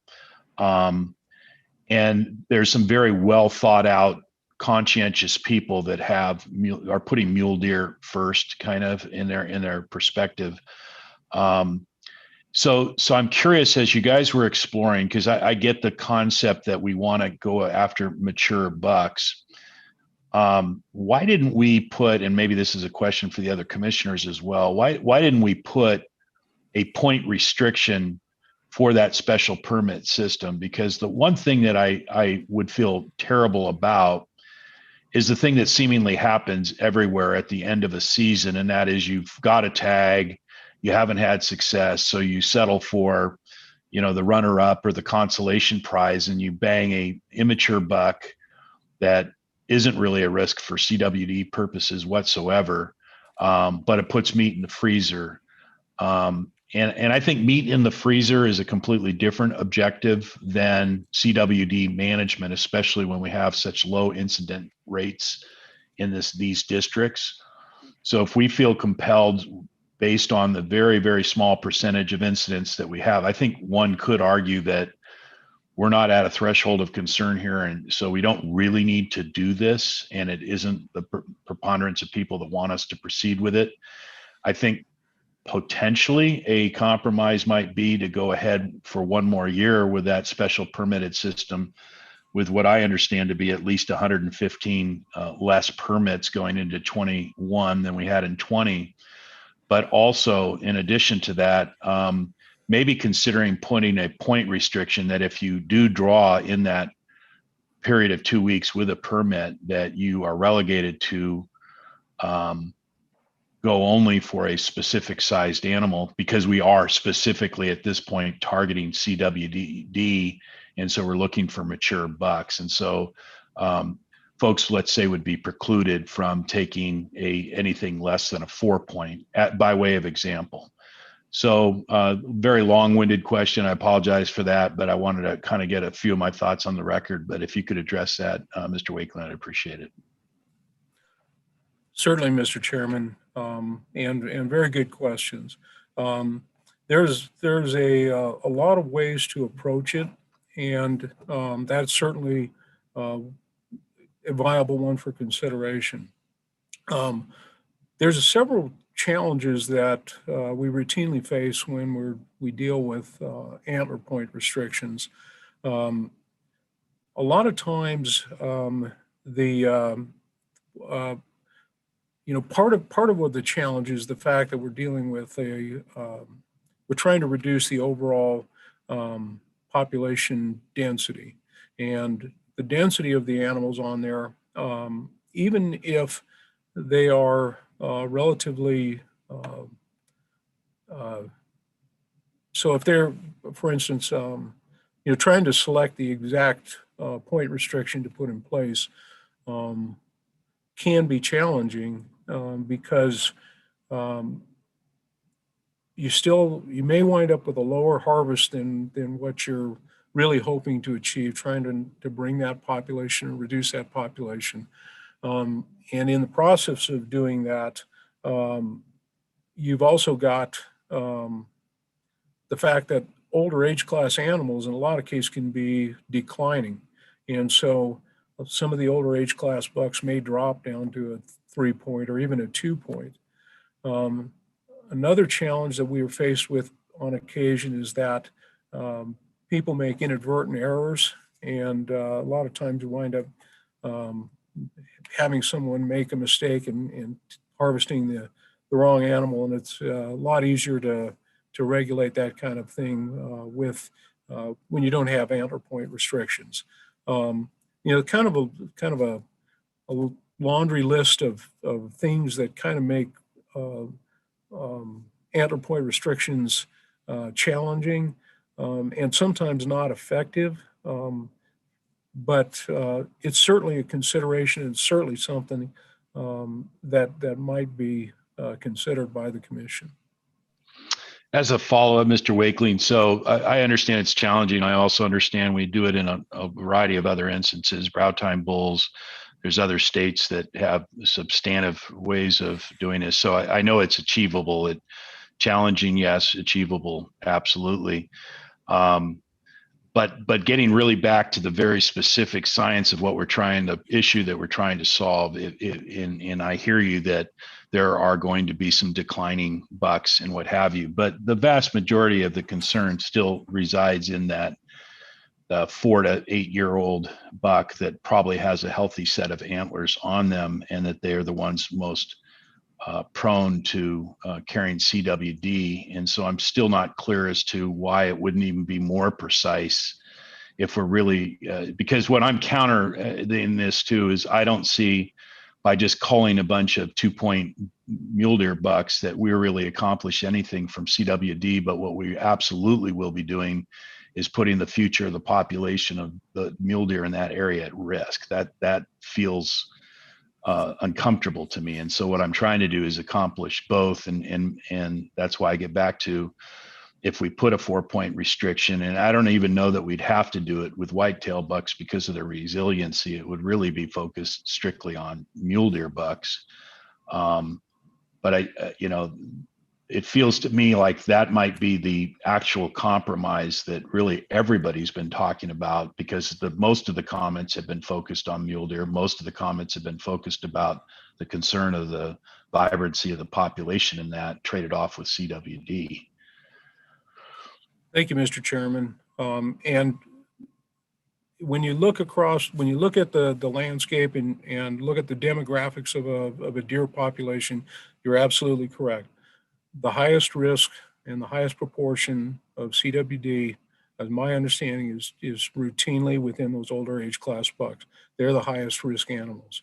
The challenge that I would just reiterate is they're not the only ones that have exposure to CWD. They are indeed the highest, and I certainly understand the challenge of trying to come up with a compromise and that will meet public acceptability, and I think that that would certainly target the highest probability the group of deer if you were to limit the harvest to the older age class animals. Thank you. Commissioners, additional questions? Anybody else want to comment? I have a follow-up question, Mr. Chairman. Commissioner Siebel. Just a follow-up to your question to Mr. Wakeling. Do we have any other districts in Montana right now that have, for deer, I understand we do for elk, do we have any deer areas or trophy deer areas with antler point restrictions currently? My apologies, Commissioner Siebel. Could you ask that question again? I didn't quite understand it. I apologize here. Can you guys hear me okay? Yes. Just to follow it quick, do we have any other active hunting districts in Montana that have antler point restrictions on deer? I know we have them on elk, but curious if we have any active districts with those restrictions currently in place. Quentin, I'm going to see if you hold up your hand. Mr. Kujala. Mr. Chair, thank you much, Commissioner Siebel. The answer is yes, and I can offer at least one example, and that is, and it's perhaps the example to bring into this conversation. As I heard the discussion, and right on point. Thank you for your attention to CWD, and I'd point to Hunting District 270, where again an older aged buck management strategy in place with permits. Recognizing the connection, the concern to CWD that we've been talking about. The answer there is to offer an additional permit that requires 3 points or less on at least one side. So there's another point, and so I would suggest that's a great opportunity. So there's another approach to CWD management in these older age buck management areas that is a point restriction example, Commissioner Siebel, and again to Chair Tabor's questions, but one more idea that has manifested itself through previous commission adoptions. And if memory serves, that's new in the context of that adoption was put in place with this last season setting process. Mr. Chair, Commissioner Siebel, if that helps. Thank you, Mr. Kujala. Yes, follow up, Commissioner Siebel. I apologize. So the CWD, the approach there is actually 3 points or less, and I guess I'm curious how that helps target the older animals in 270. And so yeah, great question. And so there, to be clear, there are 2 antler mule deer buck permits in 270. There's the one that's been there for a while. That's simply an antlered buck mule deer. And again, it's a older age management strategy. Recognizing that large relative numbers of bucks is not fit well with the current understanding of CWD and CWD management. What the department has put in place is a controlled effort through permits to harvest more bucks, but to not focus all of the harvest attention on the older age animals. So it's a little different than what the conversation between the chair and Brian has been. And that's not me or us judging which one is better. Perhaps it more loudly speaks to just the department. Yeah, lots of ideas are coming forward, no doubt more to come. Certainly all of those are available for the commission to digest on, and we have some long experience with some ideas and some short experience with others. Commissioner Siebel. Thank you. And Mr. Chairman, if I may. Go ahead. Mr. Chairman, Commissioner Siebel, my understanding, now that Mr. Kujala brought that to my attention, my understanding part of the interest in having that 3 point or less was trying to determine a little bit more about what the prevalence of CWD was in some of those younger age class animals as well. So it's part of an investigation in addition to trying to address that issue there.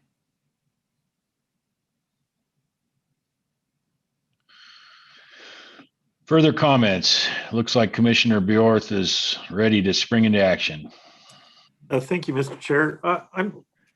I like to reflect your comments as well, that there's kind of 2 levels to this. We're trying to reduce the prevalence, or actually the spread, and we're also trying to reduce the density often in these hunts.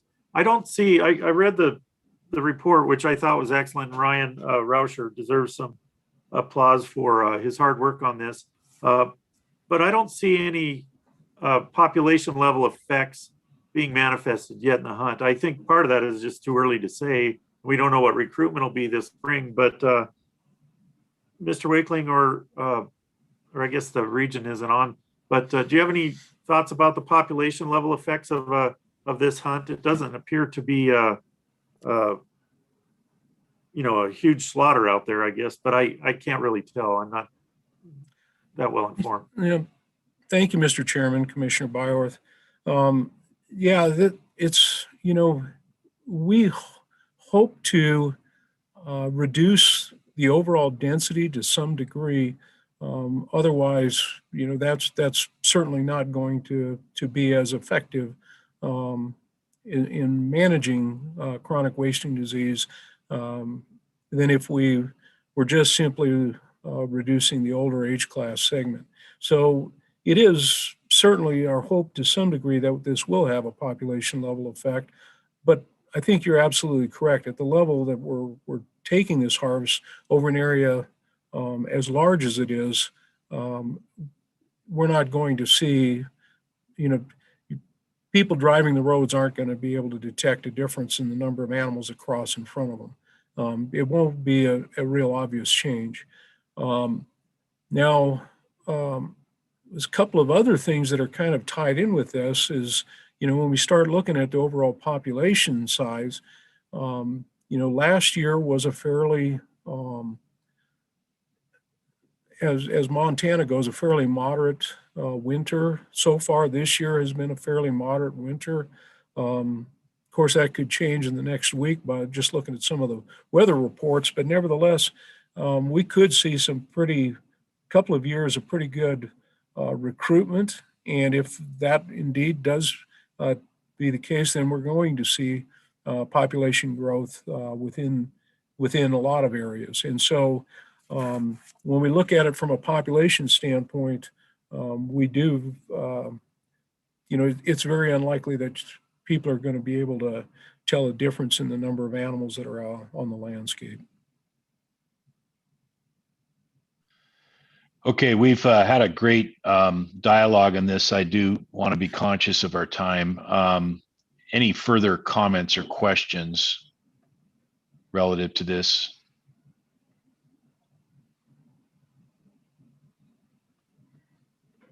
Commissioners all good on it? All right, I've in a position where you can receive a motion. Mr. Chairman, I would move that the commission vote to adopt as final option A for the 2021 deer season in hunting districts 400, 401, 403, and 406 as presented by the department, with all other aspects of 2021 deer seasons unchanged except those influenced by routine calendar rotations.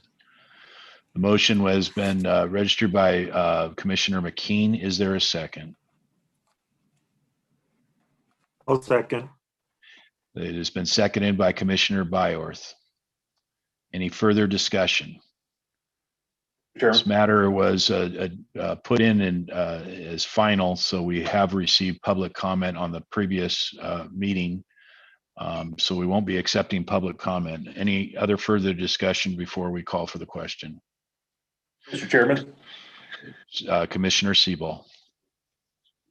Just a comment here to go back to what you asked. I don't know if it's possible now for us, since it is in final, to change, but in the future when we revisit this, I definitely, the idea of the quality and potentially limiting the points to larger, older deer makes a lot of sense to me. I don't know if it's possible in this one, but I just want to make that commentary that I'm in agreement with you that could be a very good way to manage this and also target those older bucks and increase potentially increase the quality of the animals in that region. So that more of a statement, and if it's not possible to change at this point in time, then so be it. Thank you, Commissioner Siebel. I agree with you. I even thought about modifying it and putting a point restriction in particular on mule deer, but I feel like we're a little late to the party to make a change like that. What I would ask Mr. Wakeling and the rest of the crew is to come back to the commission in future meetings and start really being prepared to have a robust dialogue. Although I think you could drive around in a pickup truck and not notice population changes, I think we all know that mule deer, statewide is of concern. And so I think we'll want more accurate depictions with regards to what kind of stress those populations can take because of the things you pointed out, the winters, all the other elements that in a swoop can take an already delicate population and put it over the edge, in addition to the management elements that we're doing. But I'm comfortable with letting this go for one more year and then tackling it in the biannual. And in the meantime, asking the various regions and Helena to really take a solid look at looking at point restrictions and other management techniques that take into account balance, quality, all the other elements, to just take it one step further in our level of sophistication and management. Mr. Chairman, heard, and we will do that. So thank you. Thank you, Director Warsick. Any other comments? I'm going to call for the question. All those in favor say aye. Aye. Aye. Any opposed? Abstentions? Motion carries. Thank you for that dialogue. I suspect that will probably be our most lengthy one. Mr. Wakeling, let's go ahead and talk about the 2021 mule deer buck permit quota and quota range in Hunting District 652. Thank you, Mr. Chairman, members of the commission, Director Warsick. Each year, and again, as part of every biennium, the commission establishes a quota range for the various units and hunting districts that we're managing. We continue to go ahead and monitor those populations and the department has the authority to adjust the quotas within the range approved by the commission on an annual basis. And so there are times when our populations are either doing not as well as we would like, or our populations are doing even better than we like. And let me rephrase that, better than we expect. We like them to do well. And so in those instances when we have the opportunity to adjust or the responsibility to adjust quotas that are outside of the approved range, the department comes back to the commission and asks for authorization to change that. And that's the case in this situation. We are looking at Hunting District 652. And when we look at the adaptive harvest management plan that we have in place that guides our mule deer management, populations are doing very well here. We've got a buck to doe ratio that's over 1-to-1. It's 111 to 100 does. We're seeing more deer per square mile than what our postseason estimate manages for, and so we have the opportunity to increase this. Currently, the number of quotas that the number of permits that we're offering in the quota is at the max. We have a current max of 125, and the current permits are right at the top of that at 125. Because we've got the opportunity here to capitalize and provide some additional opportunity, what we would like to do is change that range from 50 to 400, and then propose that the quota be set at 200. This is something that has not been taken before the public before. This is something that we are asking for a final decision by the commission so that we can incorporate it within our deer, elk, and antelope regs if the commission chooses to approve it. If the commission chooses not to approve it, then we will be limited at the 125 permits within this area for the upcoming year. Again, there's greater detail provided within the supporting information. The biologist who actually prepared this recommendation, that's something that has been available and provides greater justification for what we're recommending. but the department recommends that the department consider, that the commission consider increasing the quota range and the quota for this district. Thank you, Mr. Wakeling. Commissioners, questions or comments regarding the proposal for 652? Mr. Chairman, I have a comment. Commissioner McKean. This really puts, I think, a point on our previous discussion on the 400 series districts. So 652 has been managed as a special permit area for a number of years. One of the pieces of feedback, and I think the Region 6 staff can speak to this if they'd like to, I think they're on the call, has been people who draw this tag don't necessarily find that it produces a trophy buck in terms of dimensions of antler, but definitely produces an older age class buck. One of the things that we've observed in the region lately, though, has been it really represents a quality hunting experience. Because of the limited entry aspect of this, it's different from an awful lot of the other Region 6 hunting districts. We do have a CWD detection to the east in a neighboring hunting district, and I think there is concern by the department that if CWD is detected in this district that's managed for an older age class buck, it could be problematic. So I think that's a bit of the context for that. I do think that the quota range increased to 400. I'd be interested in revisiting that number a little bit, but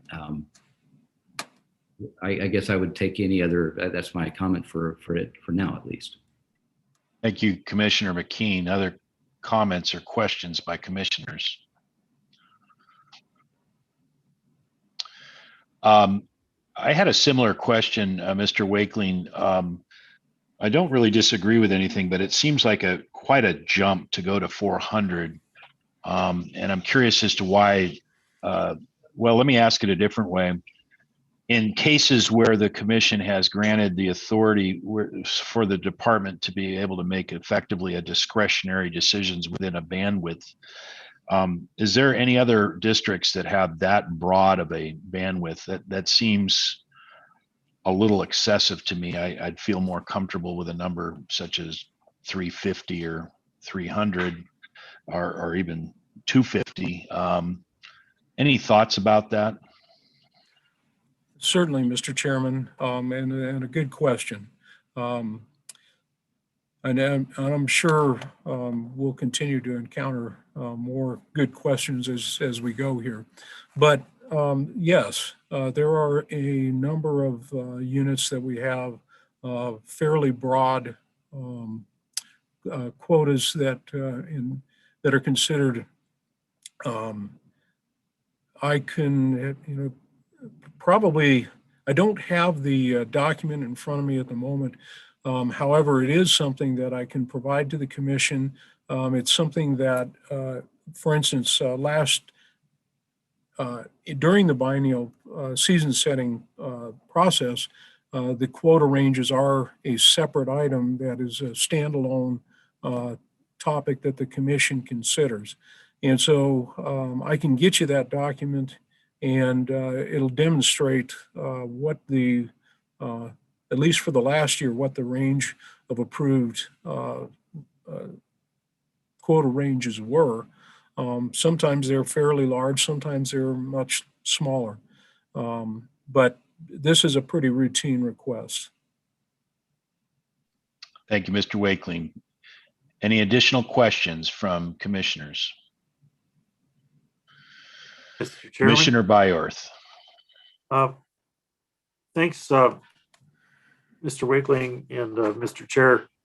The issue here is it's interesting. It's the opposite of what we see often. I mean, when I was kind of send a proposal through my filter, it's always, what's the population like? Is this healthy for the population? Is it good for the habitat landowners? And is it does it minimize damages and maximize hunting opportunity? And when I read the numbers on the cover sheet, it's a little shocking. So my question is, it seems that this population is doing very well, but at what point when you have a buck-doe ratio of 111 bucks per doe, do you start seeing almost too many bucks in the population? It's baffling to me. I've never seen that before. That's an excellent question, Mr. Chairman, Commissioner Byworth. There's an awful lot of dialogue on this very topic within the scientific literature. There's a manuscript, a paper that was published out of Colorado, and I'm trying to remember how long ago it was, but Colorado's had a wide range of buck-to-doe ratios that they've managed for over the years. Some of their buck-to-doe ratios have been extremely aggressive, and some of them have been very conservative, I guess you would say.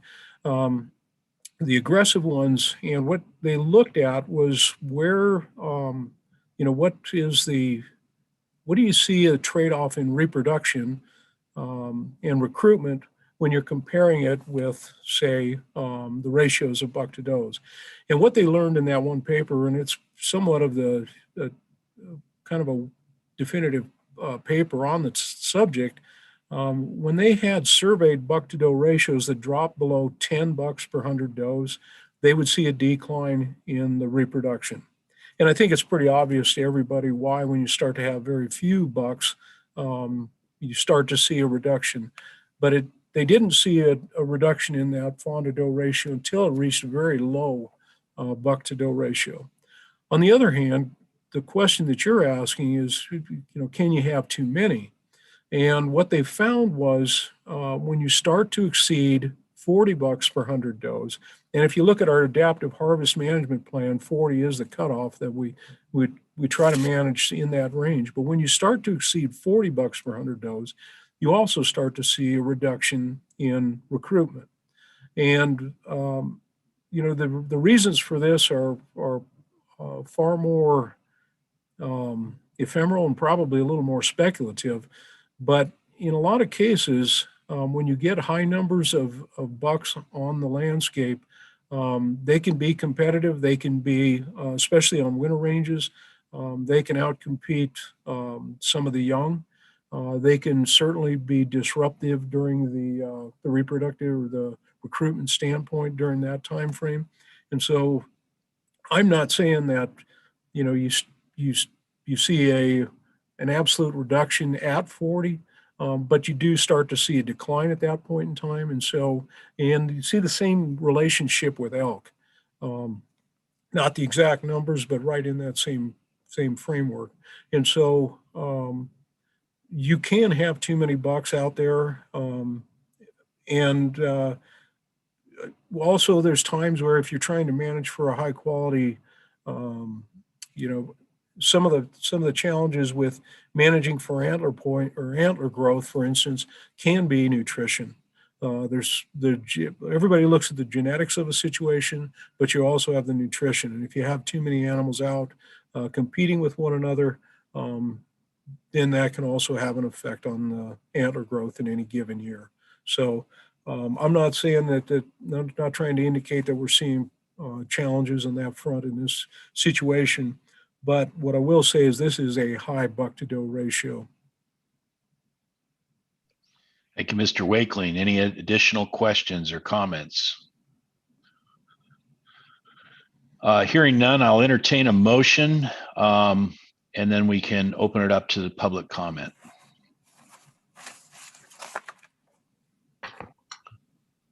Mr. Chairman, I would move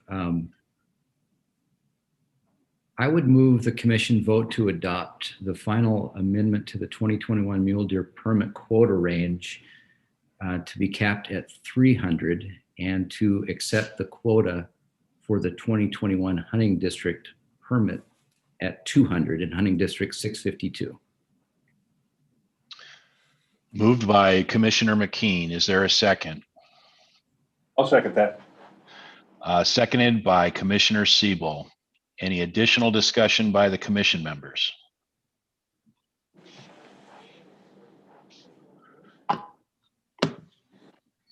Hearing none, I'd like to open it up to the public comment. Ms. Gangstad, can you indicate whether anybody's sitting in wait? Chair Tabor, members of the commission, it looks like we do have someone who would like to give comment.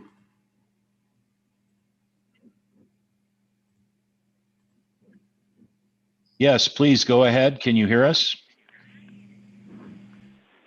Yes, can you hear me? Yes, we can. Thank you. Please state your Thank you. name. Sure. Commissioners, my name is Nick Givok, and I am the Conservation Director for the Montana Wildlife Federation. And I want to welcome the new commissioners on board here. And you're going to be hearing a lot from us through the years. So thanks for this opportunity to comment. We'd support what you're doing here in hunting district 652, and I just have some general comments about chronic wasting disease management because I think it's going to be with us for a long time, as we know. We are thankful that Montana FWP is taking chronic wasting disease seriously and continuing to try some different season structures to address this.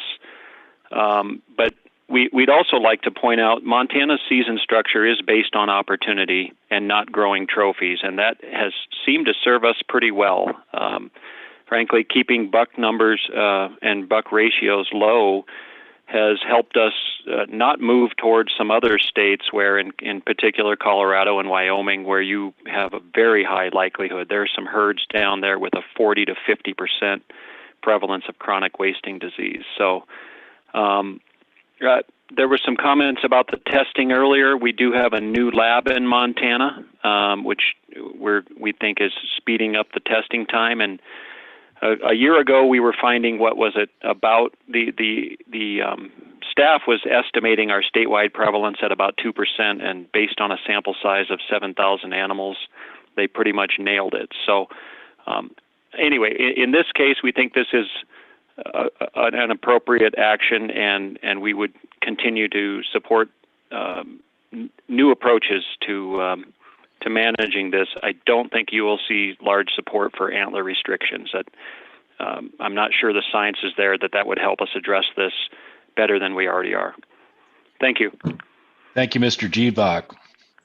Ms. Ganstead, is there anyone else in the queue for public comment?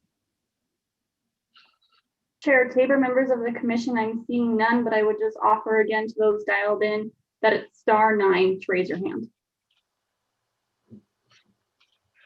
Member of the public, this is the commission meeting, and we're currently discussing the 2021 mule deer buck permit quota and quota range for hunting district 652. If you'd like to comment, raise your hand by pushing *9.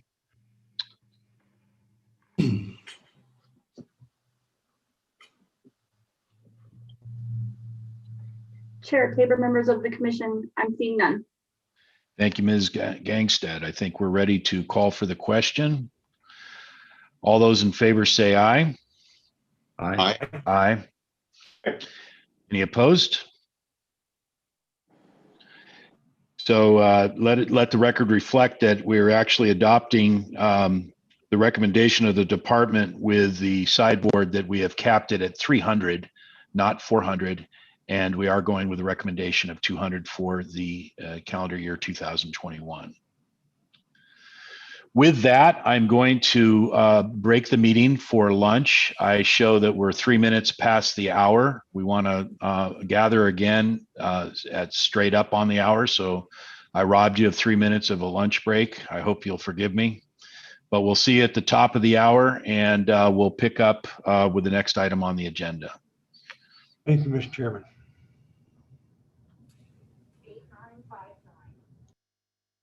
Hi, commissioners. I just wanted to say hi, and I'm here now. So you probably saw my name anyway, but you're doing a great job. Thanks, Becky. You're welcome.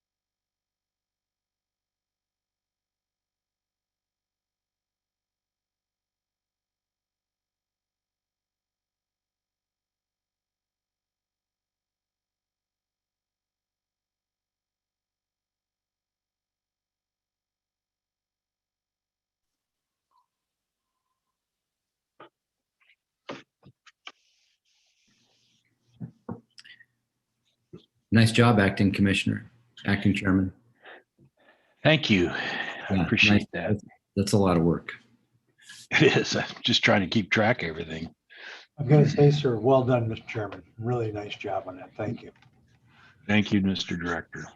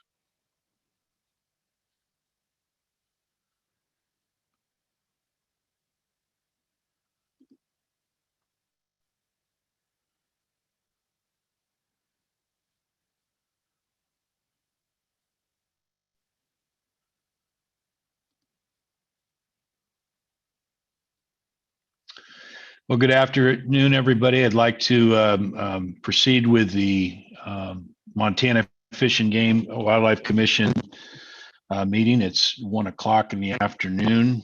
We're reconvening after a lunch break, and let the record show that all of our sitting commissioners are still in attendance, I believe. Casey, are you with us?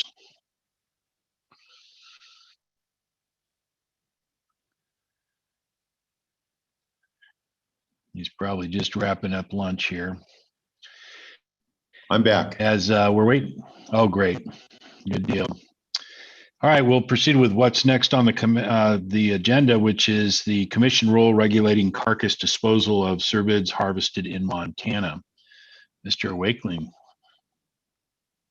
Thank you, Mr. Chairman, members of the commission, Director Borges. You had asked a question earlier during the wildlife management area rules, and largely regarding the differences between an ARM and a CR. I'm wondering, before we got started in this, if we might ask Rebecca Doctor if she might, I don't know if she's on yet or not, but this might be an opportunity to, before we get into this, there she is. Just a suggestion, Mr. Chairman. Thank you, Mr. Wakeling. Ms. Doctor, would you mind addressing, did you hear the question that was posed by one of the commissioners? I will repeat it if you hadn't heard it. the question was, what's the difference between the administrative rule process versus just the, how do we want to phrase that? Commissioner Walsh, was it you that asked the question, or was it Commissioner Byerth? I can't remember. Mr. Chair, I believe it was me. I was just hoping we could clarify the process and the difference between an ARM rule, administrative rule of Montana, versus what we've been calling a CR or commission rule. Yep. Thank you for that clarification, Ms. Doctor. Chair Tabor, Commissioner Byerth, other commissioners, thank you. The question is a good one that we didn't actually go through in our training. And part of the reason why is because there was a lot of information you had in your training, so I did not go into that. But I'm not surprised, given how much you were engaged, that you have that question already at this point. Administrative rulemaking is through a process by statute called, the act is called the Montana Administrative Procedures Act. And it is a pretty prescriptive process to go through the Secretary of State in enacting an administrative rule. That process will come before this commission for a proposal and a final, and I will outline for you when that process is an administrative rulemaking process. The other process that you're actually engaging in today is the commission rule process. It's really regulation setting. And the only reason why these subject matters don't go through that administrative rulemaking process that I mentioned that is in statute is because in that same statute, there is in the definitions of a rule an exception for hunting, fishing, trapping rules of the department. And if I may give my own opinion about this, I believe it's because you engage in this at least bi-monthly and perhaps sometimes monthly process to engage the public on these matters. And so the process you're engaging in right now is not an administrative rulemaking process. What you're engaging in when you're talking about, for example, the what's coming up next, moose, closing moose hunting in District 250 for 2021. It's because that has an exception to the administrative rulemaking process right within the Administrative Procedures Act. Now, there are some things in statute that will require you to go through that administrative rulemaking process, like I already mentioned, and I will walk you through that process when those circumstances come up. And so the reason why you're seeing, if I may just explain this, the reason why on the agenda you're seeing things like commission rule regulating carcass disposal is in response to our regulation review committee has identified areas where the commission has passed rules, but it hasn't identified them in the regulation booklet as a commission rule. And so they are trying to be more cognizant now. Even in regulation, you will see a designation for how those rules were passed. And so I gave you that little extra piece of information, but I hope that answers your question, and I'm here for any follow-up if you have any. Mr. Chairman, I actually do have a follow-up to that. Commissioner McKean. So, Becky, must a commission rule have a public process in order for it to be implemented according to those ARM provisions? Chair Tabor, Commissioner McKean, you asked if it's according to the provisions. It is not in the actual Administrative Procedures Act that there has to be a public process followed, but it is a requirement that that we engage the public when we pass our regulations. So it is not necessarily in the Administrative Procedures Act, but it is a requirement. So does that answer your question, Commissioner McKean? Mr. Chairman, who then requires it? What is sort of the underlying authority for that requirement to have the public process? That's a really good question that I'm not sure I can answer sitting right here. Chair Tabor, Commissioner McKean. I'm not sure I can answer that right here, but I can commit to get you the answer to that question. Maybe even yet today, Commissioner McKean. Chair Tabor, it's not that critical. I'm curious. It's interesting to me. Thank you, Commissioner McKean, and we'll take you up on that, Ms. Doctor. At your leisure, if you can get the information today, that's great. Otherwise, we're going to charge on with our agenda. So, Mr. Wakeling, I'd like to get back to the commission rule regarding carcass disposal. Thank you, Mr. Chairman, members of the commission. This is there's a couple of rules that you're about to hear. This is be the first one. These stem from our planning regarding our chronic wasting disease management. Both of these have been addressed through our chronic wasting disease management plan, and we've done quite a bit of public outreach through our CWD plan. We presented the most recent plan last year to the commission. If memory serves, it was in April where we presented it as a proposed item. We then solicited public input on that. We did a standard 30-day public input, and then we brought it back to the commission in June, and the commission chose to adopt it at that point in time as final. Part of the presentation, we also included two aspects. One was a carcass disposal rule, and one was a rule regarding the use of scents. We have one of the challenges in trying to do that at that point in time, in addition to some of the clarifications that Ms. Doctor just pointed out, trying to do so in a clear and transparent way within our regulations. Because of when we adopted those, it was impossible to include it in the printed regulations. And so for a number of reasons, we wanted to bring both of these items back to the commission, do those separately, and to provide essentially another forum for the public to hear them yet one more time and provide the input at this point. We did not present this as a proposed item in December, so this is again, another item that consistent with our public meetings we're presenting in this forum. We should be accepting public comment on these today. And then our intent is to include them in the printed version of the regulations as they go forward in preparation for next fall seasons. The specific one dealing with carcass disposal, this is a change from what is currently in place. There currently is a rule in place that regulates carcass disposal largely for management zones where we've already identified CWD. However, we wanted to expand this and make it a little bit more.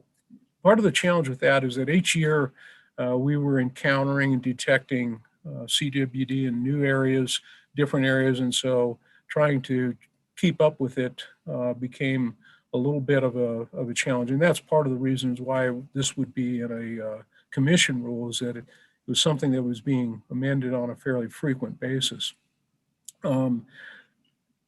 Because it's now, there are still portions of Montana in which we haven't detected CWD, obviously, but the rate at which we're detecting them and the fact that we could detect it in virtually any portion of the state made us reconsider and wanted to expand our disposal rule a little bit more.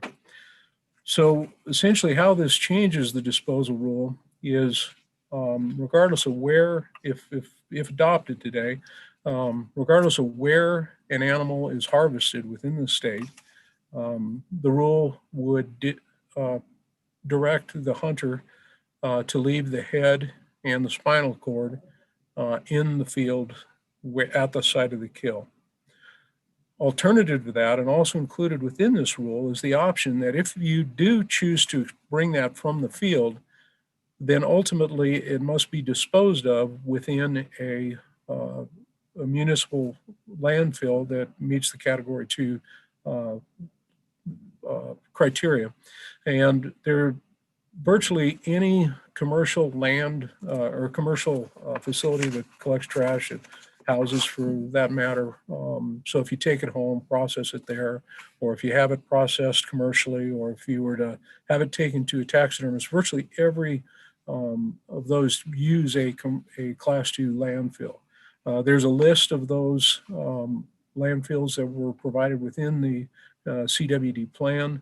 There were 29 public ones, 30 additional 2 private ones at the time. Those may be added as things go along.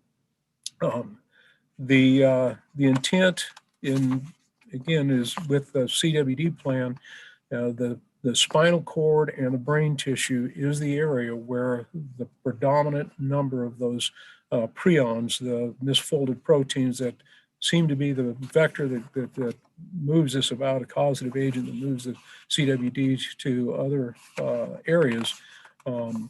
That's where the bulk of it is, and so that's where the focus of this is. So the rule that we have before you today would prohibit the transportation of those parts unless that the spinal cord and head are left at the site of the kill, or if not, they're ultimately disposed of in a landfill. The intent is to prevent dumping so that it's not, just something that's hard that somebody takes and then inadvertently dumps in another part of the state where we don't have CWD, thereby hoping to reduce the spread. I'd be glad to answer any questions the commission might have. Thank you, Mr. Wakeling. I'm sorry, who said that? Oh, Commissioner Siebel. Thank you, Mr. Chairman. Mr. Wakeling, a couple questions on this. If the materials that we were provided by the commission, when I read if the rule that we got, which was the second page of the materials, the way that I read the rule, and I believe this is what is to be inserted in the regulations, does not read like the way that was explained to me. The way I read this rule and that second paragraph of the rule is not clear to me that you can take it out of the field if you're going to a taxidermist. And so I guess I want to be clear. I want to make sure that the language that's in this proposed rule actually says what we think it says or intends to say. Because I find it, I'm an engineer, not a lawyer, but I find it confusing here. And that second paragraph says that only the part suitable without head and skull may be or finished taxidermy may be transported within Montana. And so I just want to make sure that that if we read that rule, that's not the way that I understand it, because there is a provision to be able to move it to a taxidermist to your house as long as you dispose of it in an approved landfill. Thank you, Mr. Chairman, Commissioner Siebel. And we did, obviously, part of our review on this process was to have our legal review it and tried to, it doesn't mean that it's not confusing. Sometimes some of the more confusing things to read are legal items. But if you read the first paragraph, transportation of deer, elk, and moose carcasses is prohibited with Montana, except when the head and all portions of the spinal cord are removed and left at the site, or when such parts will be disposed of in a Class 2 landfill in Montana. And so it clearly states right there that if you comply with that, you can transport that. Follow up. Commissioner Siebel. Thank you, Mr. Wakeling. And I guess, again, I see that second paragraph in here then as being almost, it says as provided above, only the parts. And then it's very definitive that there's no transport. And I guess, and I guess maybe, I don't know if it should say except as provided above. Maybe that's the proper wording, but I just want to make sure that we're clear, because if I opened up the regulation book and read this, I might be confused as to whether or not I'm allowed to take the head and skull to a taxidermist or anything. But so I could even suggest that removing the second paragraph might be the first paragraph may see exactly what we want. And again, not a lawyer, but I do find the language confusing. I don't know about the other commissioners. Thank you.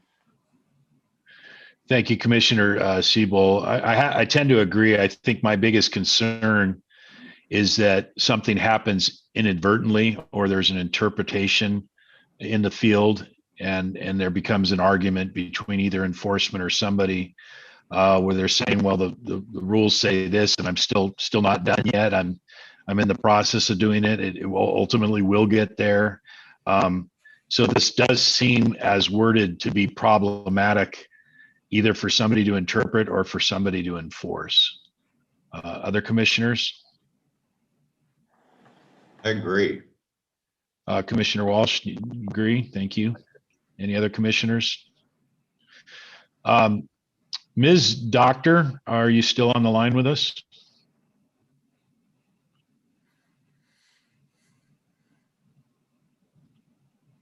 I'm here. I'm sorry. I thought I did the start video instead of the mute. No worries. I don't know if you've heard the dialogue on this, but a fair piece of the commissioners are wrapped around the axle a little bit on the way this is languaged in the proposed rule, a concern in particular on paragraph 2, where it seems to in some ways contradict the authority achieved in paragraph 1. And Commissioner Siebel had an interesting slight variation and says, instead of saying as provided above, would it read better as, how did you say it, Commissioner Siebel, in exception of, or? Mr. Chairman, I said except as provided above, because I think that's maybe what the intent was. And the dialogue is primarily around concern that either folks will get confused when reading it in the various manuals, or that enforcement will be inconsistent based on their own interpretation. Chair Tabor, Commissioner Siebel, I see what your concern is, and I wonder, instead of trying to come up with something here, if it would be better for us to try to come up with something with your concerns in mind, and you could pass something that would taking into consideration the concerns. And so if I'm to understand what it is, you would be okay with prohibiting transportation in Montana, except for when you are traveling for the purposes of ending up at a taxidermy, basically. And so that's how that's what needs to be the overall message of this rule. I would ask Mr. Wakeling, I guess, if you think except as provided above would do that. My concern, I guess, is that the two do read a little bit.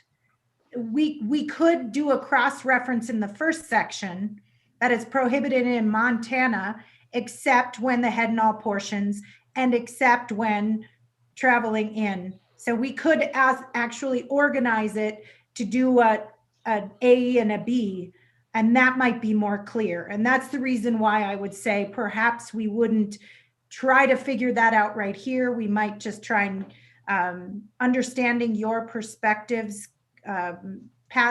you could pass something with those ideas in mind. I think I'd find that acceptable, Senator, or excuse me, Commissioner Siebel. Would you be amenable to that? Mr. Chairman, yes, I would. I guess I do want to clarify what Ms. Doctor said, that it's not necessarily to the taxidermist, as long as you're transporting it for disposal that will eventually end up in a Class 2 landfill and not thrown on the side of the road or thrown on the state section somewhere. I guess it's not narrowed to taxidermy as I understand it. If you're taking it home for processing, you have the opportunity to dispose of it properly there, and that's the key. But I'd be agreeable with that. I do think we definitely need to make this more clear. And I'd agree. I mean, when I think of the various different scenarios that people play out, a great number of people will bring an entire animal back to their shop or whatever, skin it there, whole body, and then they have a disposal issue. In a lot of cases, if they are using a taxidermist, or in the case of outfitters that bring taxidermy work to taxidermists on behalf of their client, they will leave the hide on, but leave everything else intact and deliver it to the taxidermist in that fashion, so that the taxidermists themselves can do the intricate work around the jaws and the eyes and the antlers in order to have a better quality product for taxidermy. So a number of processes that are in place that are repeated over and over and over again. We just want to make sure that as long as the end result isn't that there's an improper disposal of what does create CWD, that we aren't inadvertently disallowing these normal procedures to occur. I think that's really the whole point of Commissioner Siebel's observation, and I tend to agree with that. Would it help if we appointed one of the commissioners, such as Commissioner Siebel, as a interplay on that, so he could review the final language that gets proposed, and that way we're secure in doing that if we agree in principle on this, and then appoint Commissioner Siebel as the kind of final say on languaging? Is that a permittable process? Chair Tabor, yes, I think that's actually a great idea. As long as Commissioner Siebel agrees. Mr. Chair, I'm Hey, happy he to brought do it that. up. It's on him now. I'm happy to do it, Mr. Chairman. I want to make sure that we hear from any other commissioners, and then do provide an opportunity for the public to comment. Chairman Tabor, I have an observation. Commissioner McKean. The observation is this, that as Mr. Wakeling correctly pointed out, there's been some inconsistency with the public information and public understanding of Carcass from disposal within specific CWD management zone to now a statewide. So I would really encourage the department to redouble the outreach and public information efforts around this, so that everybody is clear about the new rule, and to ensure that it doesn't diminish participation in hunting. That this can be an intimidating thing for a lot of people to read without some kind of clear guidance of what it really means. Excellent point. Thank you, Commissioner McKean. Any other commissioners want to comment on this before we open it up to public comment? Mr. Chairman? Who's speaking? It'd be Hank. Oh, Director Warsek, please. Yes, sir. Director.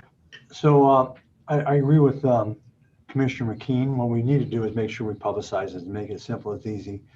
I mean, as simple as possible for people to understand. We need to work on the customer service, because it truly is going to be intimidating to some people, especially people coming from out of state, coming through, and how they can deal with the animals once they're killed. So we will work on that. Thank you, Director Warsek. Appreciate that. Mr. Kujala, did you appear out of nowhere just because you're interested, or would you like to say something? Chair Tabor, thank you for the opportunity.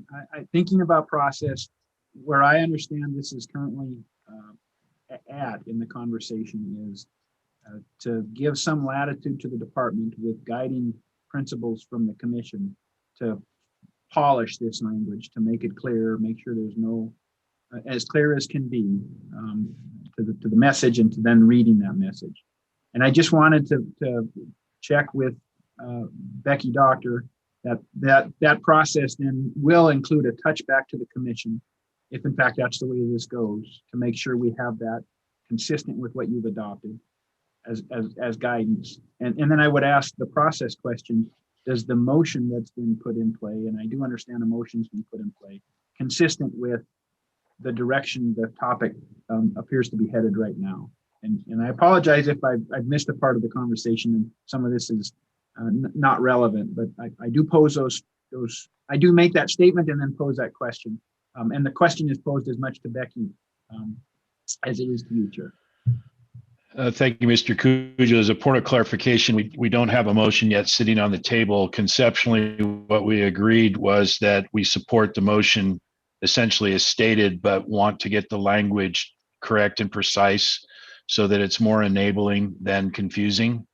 And our mechanism for doing so would be to approve the motion in spirit today, but then ask that Commissioner Siebel circle back around and be satisfied with the language that ultimately Ms. Doctor or whoever else in staff would develop the final language that would be put into the regs.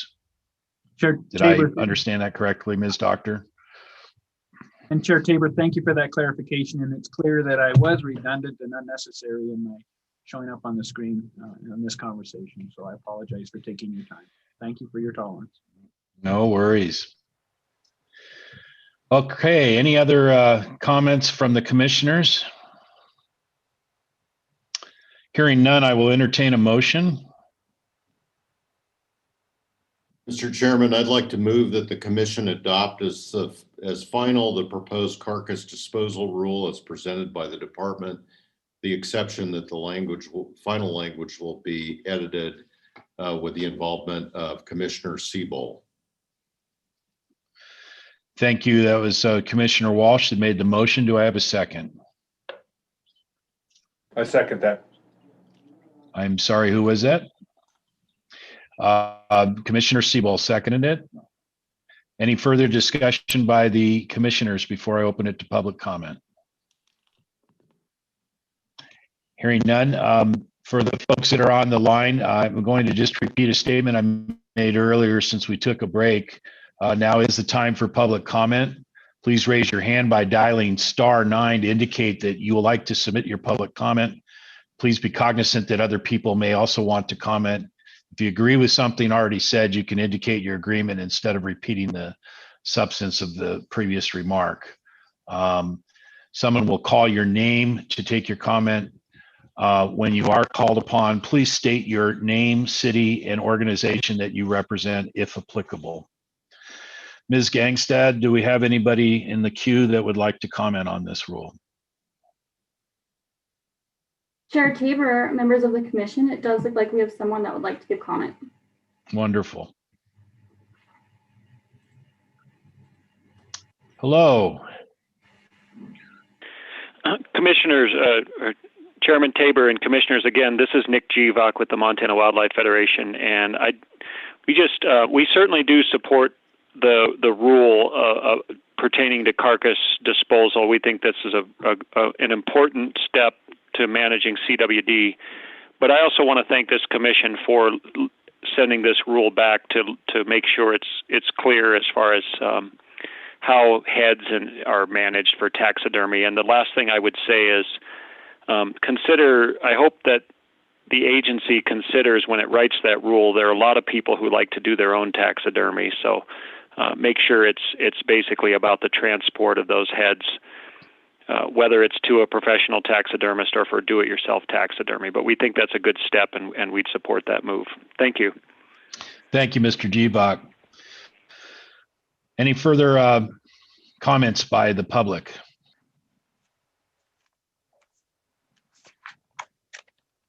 Chair Tabor, members of the commission, I'm seeing none. Thank you very much, Ms. Gangstad. Based on that, I think we're ready to call for the question. All those in favor of the motion say aye. Aye. Aye. Aye. Any opposed? Thank you very much. Appreciate that. The second kind of phase of that particular conversation has to do with the rule prohibiting the use of scents derived from deer, elk, or moose. Mr. Wakeling. Thank you, Mr. Chairman, members of the commission. And my sense is that there was probably a little bit of confusion also surrounding some of the language associated with this rule. As I mentioned in regards to the last commission rule that we proposed, this was generated through our development of our chronic wasting disease management plan, and some of the public input opportunities that we shared there. The fact that the commission did adopt something along these lines in June of last year. However, for some of the same reasons that we mentioned earlier, we wanted to bring this back, make sure that we had some had the opportunity to get it back in front of the public again, give the commission a chance to take another look at it and consider adopting this rule. This rule is a somewhat somewhat confusing in that there's a couple of statutes out that give the commission authority to regulate different aspects of scents, if you will. Although the word glandular scents appears in the title of the agenda item, we've removed that reference within the rule itself and within the cover sheet that's associated with this. The commission has the authority to, under some specific language within the commission MCA, or actually the statute MCA 87-6-221, and that is a statute that was passed, I believe it was in about 2017, and it incorporated some specific exemptions within it that allow the use of scents, urine, and specifically for masking scents for humans that are hunting if the scents are arrived from either a CWD-free state or some pretty specific standards within there for a state that might have CWD. This was formerly from the Archery Trade Association and their deer protection program. And so that was incorporated within that statute, and that is a statute that deals with the use of scents to mask human scent. There's another statute, 87-6-101, that gives the commission authority to regulate the use of bait. And in this instance, what is the chronic wasting disease team recommended was that the commission consider eliminating the use of a variety of scents that might have been derived from animals, and specifically for the use of bait. And so again, this is an attempt to limit the spread of CWD through prions, and admittedly it's somewhat rare in occurrence, but the risk exists. When you think about places where chronic wasting disease is likely to be prevalent, some of the places that have had the great deal of trouble with that tends to be the captive cervid industry. They've made great strides to try to regulate that and manage that, and they've done great things to try to reduce it. But when you're getting some of those scents and things, almost without fail, those are being derived from captive facilities and rarely from a wild situation. So I know that Commissioner McKean received a letter, and it was from the industry group that deals with the scent world an awful lot. And I just wanted to reference that letter here. Did all the commissioners get a copy from Commissioner McKean on this? We should have all received it, and it'd be helpful if you have that available as Mr. Wakeling goes through it. Go ahead, Mr. Wakeling. Thank you. And yeah, it was my understanding that each of you had received a copy of it. But it specifically references the Montana Code. It also brings up a lot of the same concerns, and the sense that perhaps this was in some way going to preclude their use of those scents in a scent masking situation.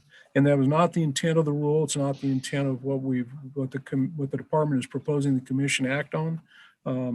Again, I think it's probably more a concern perhaps of the wording that was ultimately selected rather than necessarily a inadvertent removal of that opportunity. We tried to identify And we referenced the statute specifically in the draft rule. Our intent is not to restrict its use there. What we wanted to do is restrict the use of scents for bait.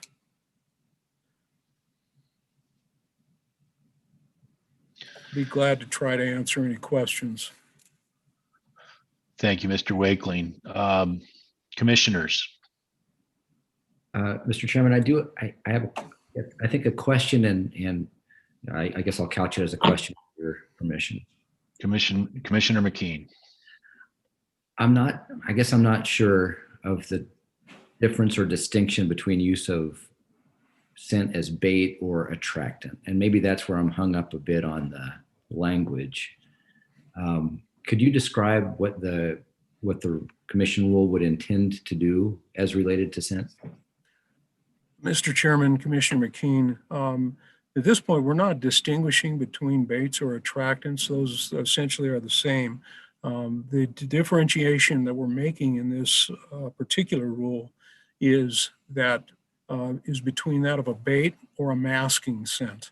A masking scent, archers will often use, and it's got to go over good with your significant other, but you often use cervid urine as a masking scent to help reduce their ability to detect you in the field. Certainly not just limited to archers. It's something that the hunting community does. And so that's oftentimes it's used to mask your human scent. And the difference between that and a bait or an attractant would be where a bait or attractant is placed out someplace with the sheer intent, not of masking your own odor, but to attract an animal in.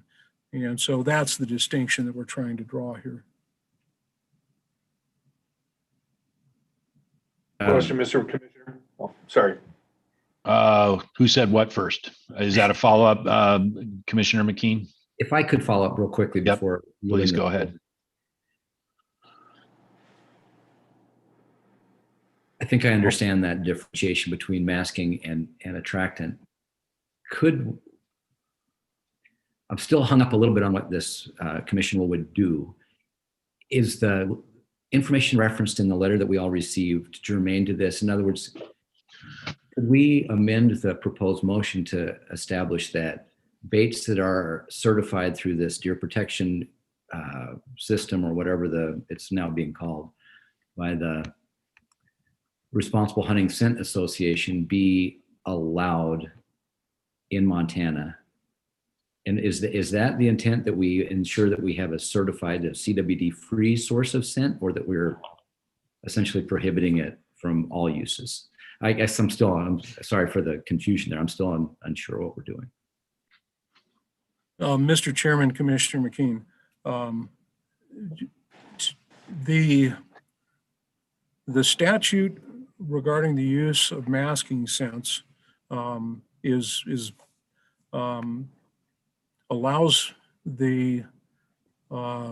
allow urine to be used for masking scent. Our intent with the scent portion of the regulation is we would not want to. Our intent would be to preclude its use for bait. So, in other words, you wouldn't want the way we have the language written currently. The intent was to preclude using urine, for instance, or tarsal gland or any other glandular scent, any scent from an animal that could potentially be a transmission of CWD. We're not changing what already exists for the use of masking scents, but we would preclude its use as a bait. Mr. Commissioner? Please. Commissioner Mr. Sibbald. Commissioner, Mr. Wakeling, I guess a follow-up to Commissioner McKean's question. I guess I fail to see that if there is a safe source of scent that's certified prion-free, or as we read about in the letter, I guess I'm failing to see how they're having an impact by banning one and not the other on CWD. And I guess in general, I'm not a big supporter of banning, but I'd like you, please follow up on that question first, and then I'll have a follow-up. Certainly, Mr. Chairman, members of the commission. That's certainly a legitimate concern, and it's certainly an adjustment that we could make to this. When we first initiated this language, we had not considered that aspect of it. It was something that had been, we were trying to address the confusion around the term glandular sense. There was confusion regarding, what does that constitute? And so I think by incorporating that same language within this aspect of it, I think you're absolutely on the money. I don't think one would pose any greater risk than the other. Thank you. Follow up, please. Commissioner Siebel. Mr. Chairman, Mr. Wakeling, I guess just going back to the fundamental, my suggestion would be to, in looking at the proposed rule and the fact that the proposed rule, and again, I'm thinking about this in the regulation book, someone's going to pick up, and we say that you can only use urine, or it's prohibited to use urine that's originated in a state with documented occurrences in accordance with MCA 876221. My personal opinion is that doesn't belong in the regulations. No one's going to go look up Montana code and figure out what that means. And I guess I'd like to change. I would suggest we change the language to allow scent, to allow baiting or scent covers only, but that scent has to be certified. If we agree that certification is a good threshold, but something that's simple that someone that's buying a scent can look at and see that it's certified in the store, so they can take that regulation and put it into effect very, very easily and effectively without having to try to figure out what 876221 actually means to them. So my suggestion would be is that we simplify this language, clarify, and make sure that the scents that people are using for bait or for cover are safe and are CWD free. Thank you, Commissioner Siebel. I would agree 100% with what you just said. Mr. Chairman, may I speak? Commissioner Byorth. So I dug into the statutes, and I just want to be clear that, and I'd ask, I guess, Ms. Doctor to comment, but it doesn't appear that that what you mentioned or your recommendation would be consistent with the statute, and we don't have the authority to abrogate the statute. So I just ask to comment. We can't unilaterally say it's okay if it's DPP certified. That's not within the commission's purview because the legislature has already spoken. I guess what I'm hearing, or what I think Commissioner Siebel you were saying, is that we want to make sure that whatever translation in the regulation book accurately reflects the law as the legislature passed it, and whatever authority the commission can has to change that. Right, so we want to make sure the rule in the book says what the law is, but we can't change the statute. That's the legislature's job. May I respond to that?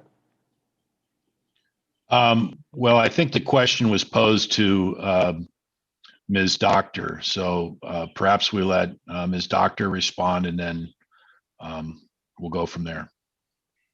Chair Tabor, Commissioner Byorth, it is true as a general principle that what you propose here has to be consistent with the statutory language. I think what Commissioner Siebel was trying to do was make it easier to figure out which scents were allowed and which weren't. And I guess I would ask whether or not, and this would likely go back to Mr. Wakeling, whether or not those scents approved through that commission, I'm not sure what it's called either, would be ones that could be in violation of the statute. It is true that the statute itself prohibits the use of or sale of deer or elk urine to mask human odor if the urine originated in a state or province with documented occurrence of chronic wasting disease. And so that's pretty clearly prohibited by the statute. So in the circumstance that commission, council, whatever it is, would certify those types of masking, sense, I guess, it would be in violation of the statute and would not be something you could pass. but I would ask whether or not that is something that commission would do. It would be difficult for us to figure out for each one whether or not it violates the statute. And so perhaps that's why we landed on general language. Mr. Chairman. Okay, I'm going to go first to Director Warsek, and then we'll go to Mr. Wakeling. Okay. Director, and this is a question for Becky, Mr. Chairman, question for Becky. On the statute, it also says in section 2 that the commission may allow deer, elk urine otherwise prohibited in subsection 1 if the deer or elk urine is produced in a facility that the commission determines, and it's got a list of determinations. So can this commission determine where that urine can come from and mark it and give it basically the stamp of approval?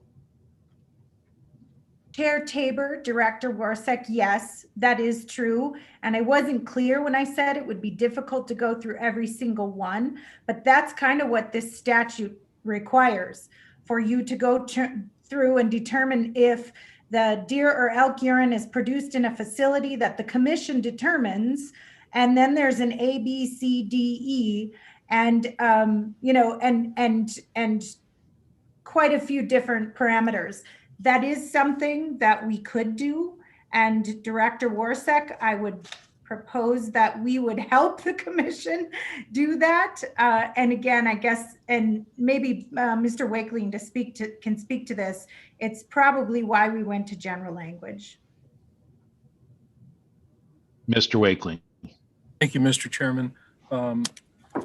I was going to bring up the exact same point. However, I think the one thing that we might consider is that there's 5 portions of that.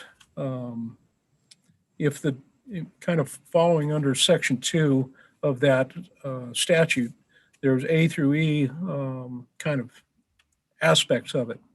My understanding is every one of those aspects were specifically adopted because the Archery Trade Association at the time was managing the deer protection program.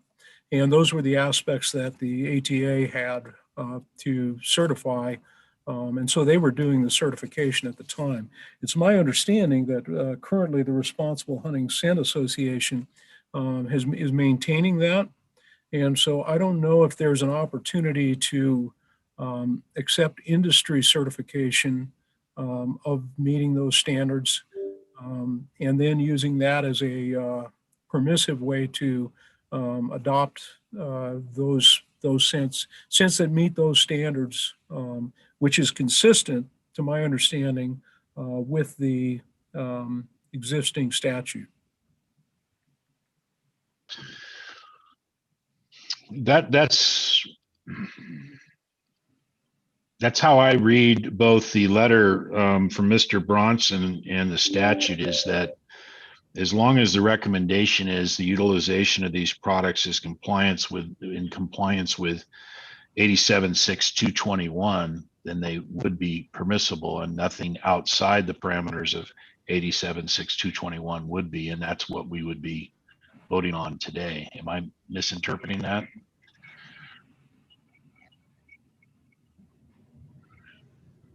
Mr. Chairman, I'm not sure if you were directing that question to me, but I think that's the intent of what we had provided for the commission's consideration. So perhaps in taking kind of a combination of a number of people's comments, would there be a way to alter the language? And again, it may be similar to the previous one. Maybe we get to the perfect language after we've done a little bit more research, so we make sure that we're completely congruent with the intent of the statute, as well as the intent of the CWD task force intent here. It sounds like what we do agree is we don't want anything that's going to jeopardize and bring in CWD.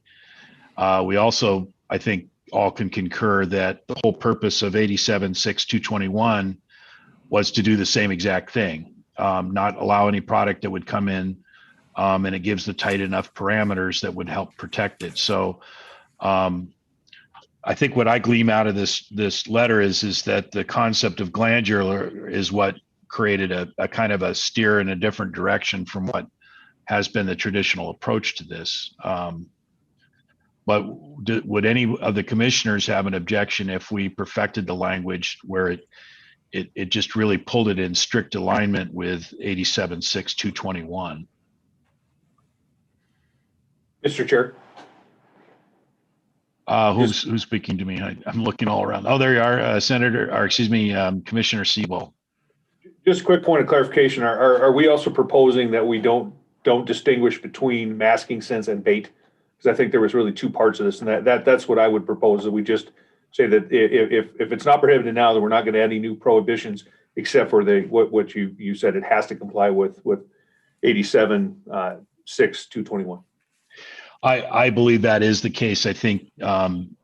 Wakeling had already agreed that we really don't have the reasoning for that right now to establish that. As long as the product is in compliance, then there's no reason to create a new threshold of prohibition, baiting versus scent coverage. Chair Tabor, Ms. Doctor. it's easy for you to determine when I'm talking, I guess.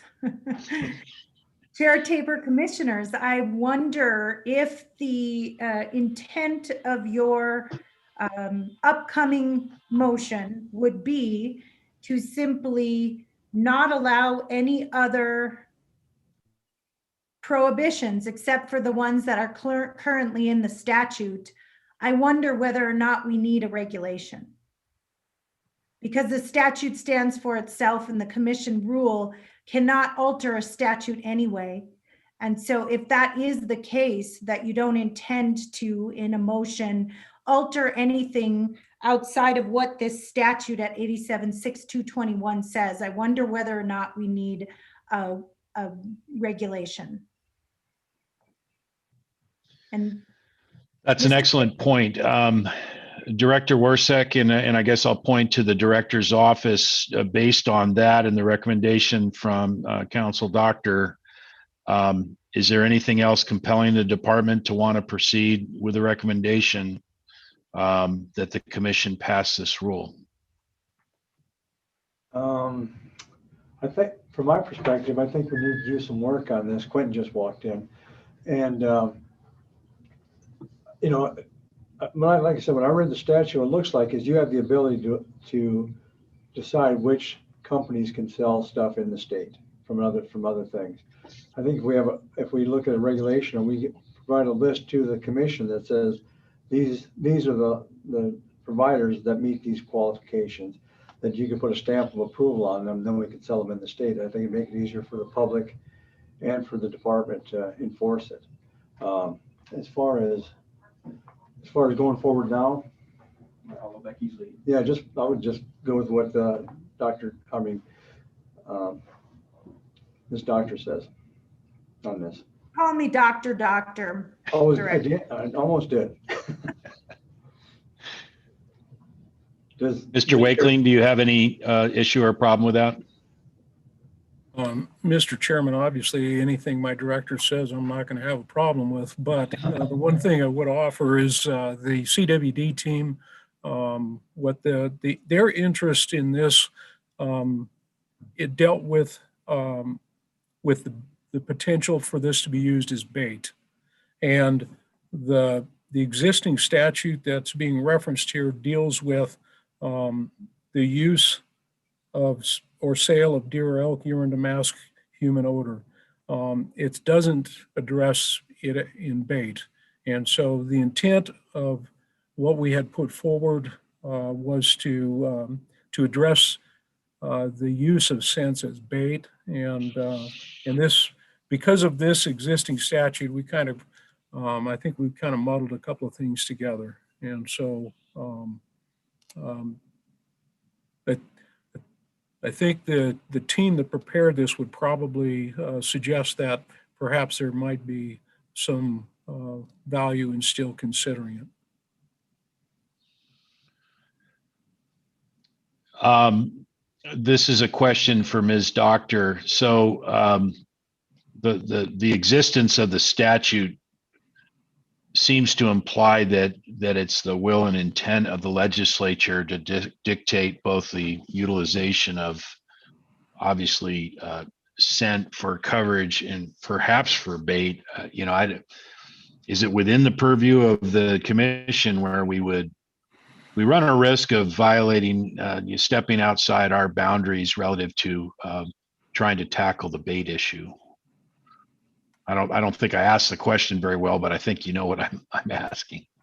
Chair Tabor, I do know what you're asking, and if I would just, I'll just parrot back the question to you. Your question is, since the legislature has already seen fit to rule on masking human odors with urine, would that mean that the legislature has the authority for bait on this same subject? I would say if that's what the question was, Chair Tabor. Is that correct? I think it was that, or it was really along the line, since they already opined for the legality of the usage of this and an alternative use of it is for baiting.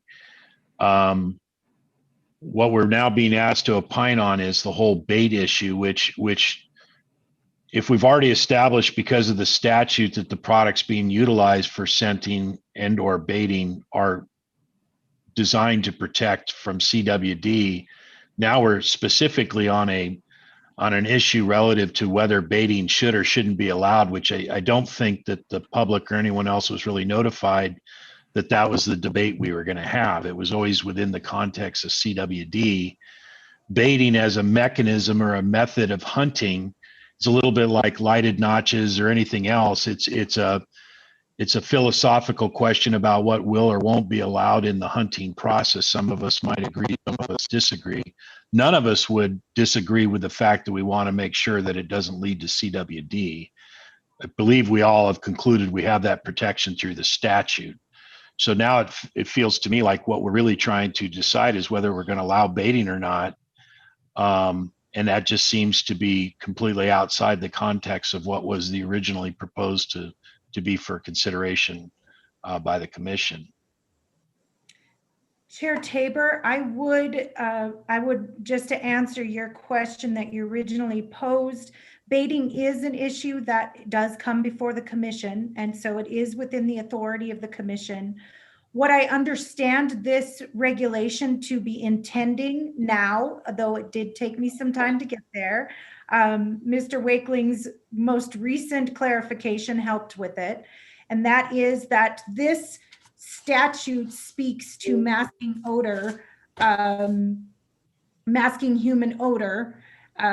It does not speak to using those same prohibited urine, glandular scents, to use those terms. It doesn't speak to prohibiting those specific glandular scents for baiting. So I don't understand this discussion to be broadly about allowing or not allowing baiting. I just understand it to be not allowing baiting with the use of those glandular scents. And I do think if that's something the commission would consider, we can make that more clear in this language. But your point to follow up, Chair Tabor, about whether or not this was clearly before the public, I think that's a fair question.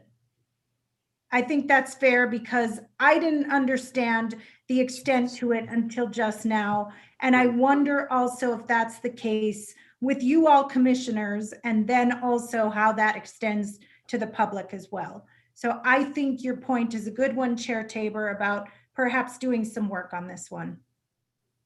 Mr. Chairman, if I might ask a question or comment. Yes, Commissioner Byerth. So first, Ms. Doctor, as I understand it, currently the legislature has defined bait. And under bait, it is defined an exception that is the use of scents to mask human odor. That's the state of the law.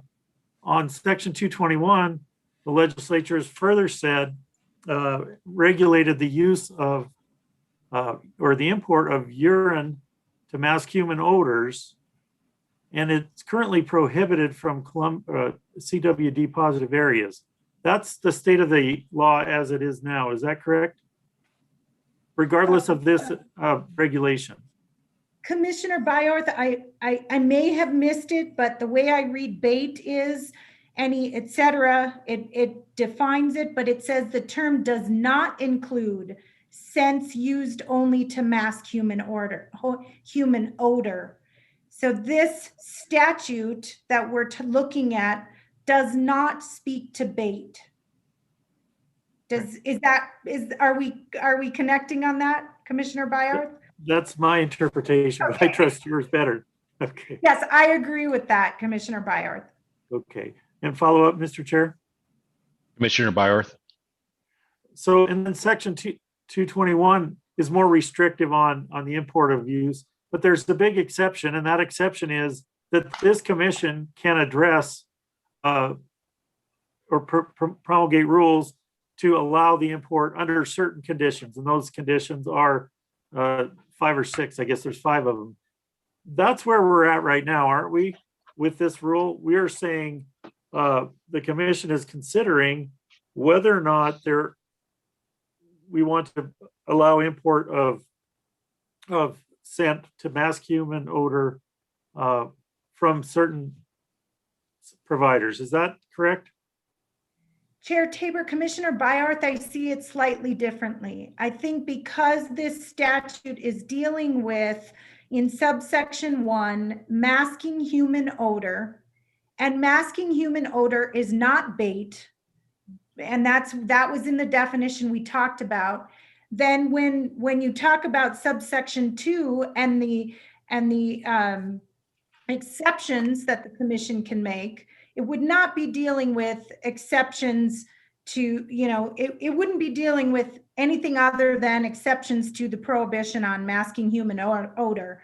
I think the bait discussion is authority outside of this statute. And I think Mr. Wakeling actually cited to the authority for the commission to deal with bait. And I, of course, sitting right here, I can find it. So Mr. Wakeling, if you have it, I'd be happy to provide that again. But I think the authority for dealing with bait is a separate section. Yeah, that section is 87.6.101. That's the definition. And that's section 3 sub B sub 3 little I. Types of scents that are approved by the commission for attracting game animals or game birds. So we have the authority to make exceptions, I guess, under that provision. Excuse me, Mr. Chair, I should have asked for the floor. Chair Tabor, Commissioner Byorth, yes, you're right. And thank you, Brian. Okay. I'm not exactly sure where you circled around, but I also know that I believe Mr. Kujala, I think at one point or another wanted to say something, but he may have changed his mind after our last dialogue. I'm not quite sure. Chair Tabor, no, as the conversation has evolved since I came on, I think there's, the question that I had has been addressed, Chair Tabor. Thank you. Okay.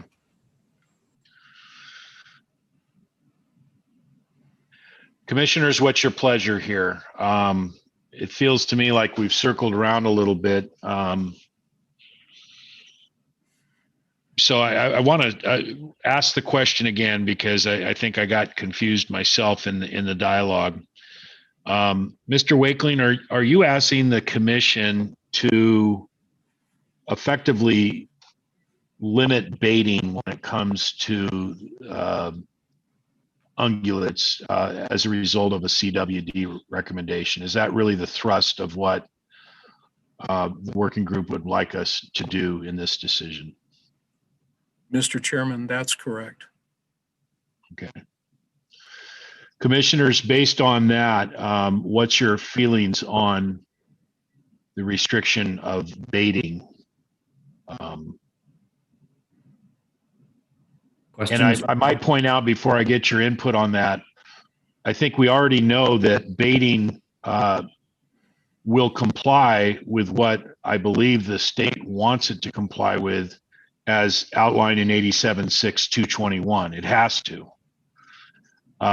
So, but I've seen Mr. Wakeling shaking his head. Maybe it isn't.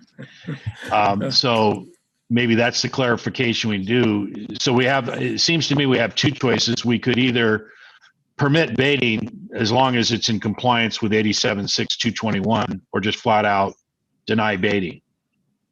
Am I summing that part up right, do you think? Or I'm just trying to get to a point where we know where we're trying to make a decision. Yep. Thank you, Mr. Chairman. The 87.6.221 only deals with masking scents. It doesn't deal with bait. And so that's why the working group wanted to see bait included, not to preclude the use of all bait, but simply to preclude the use of baits derived from cervids that could potentially pass on CWD. And because of the restrictions within 221, if those were applied to the baiting regulation, I think the working group, that would meet with the working group's recommendation. Okay. Mr. Commissioner, or Mr. Chairman, excuse me. Yes, Commissioner Siebold. Mr. Chairman, just a point, I guess a question, even though 87.6.221 doesn't specifically address bait, is it within the purview of the commission to pass a rule that says that any scent used for human cover, as you know, pursuant to 87.6.221, any scent used either for human cover, scent cover, or baiting must comply with this? Our rule is going to cite a statute and say it must comply with it. Is that acceptable? Is that within the purview of the commission to do that? Even though that's not in that statute, but we say that those same rules apply to scents used for bait. Because I believe that's what Mr. Wakeling said. Thank you.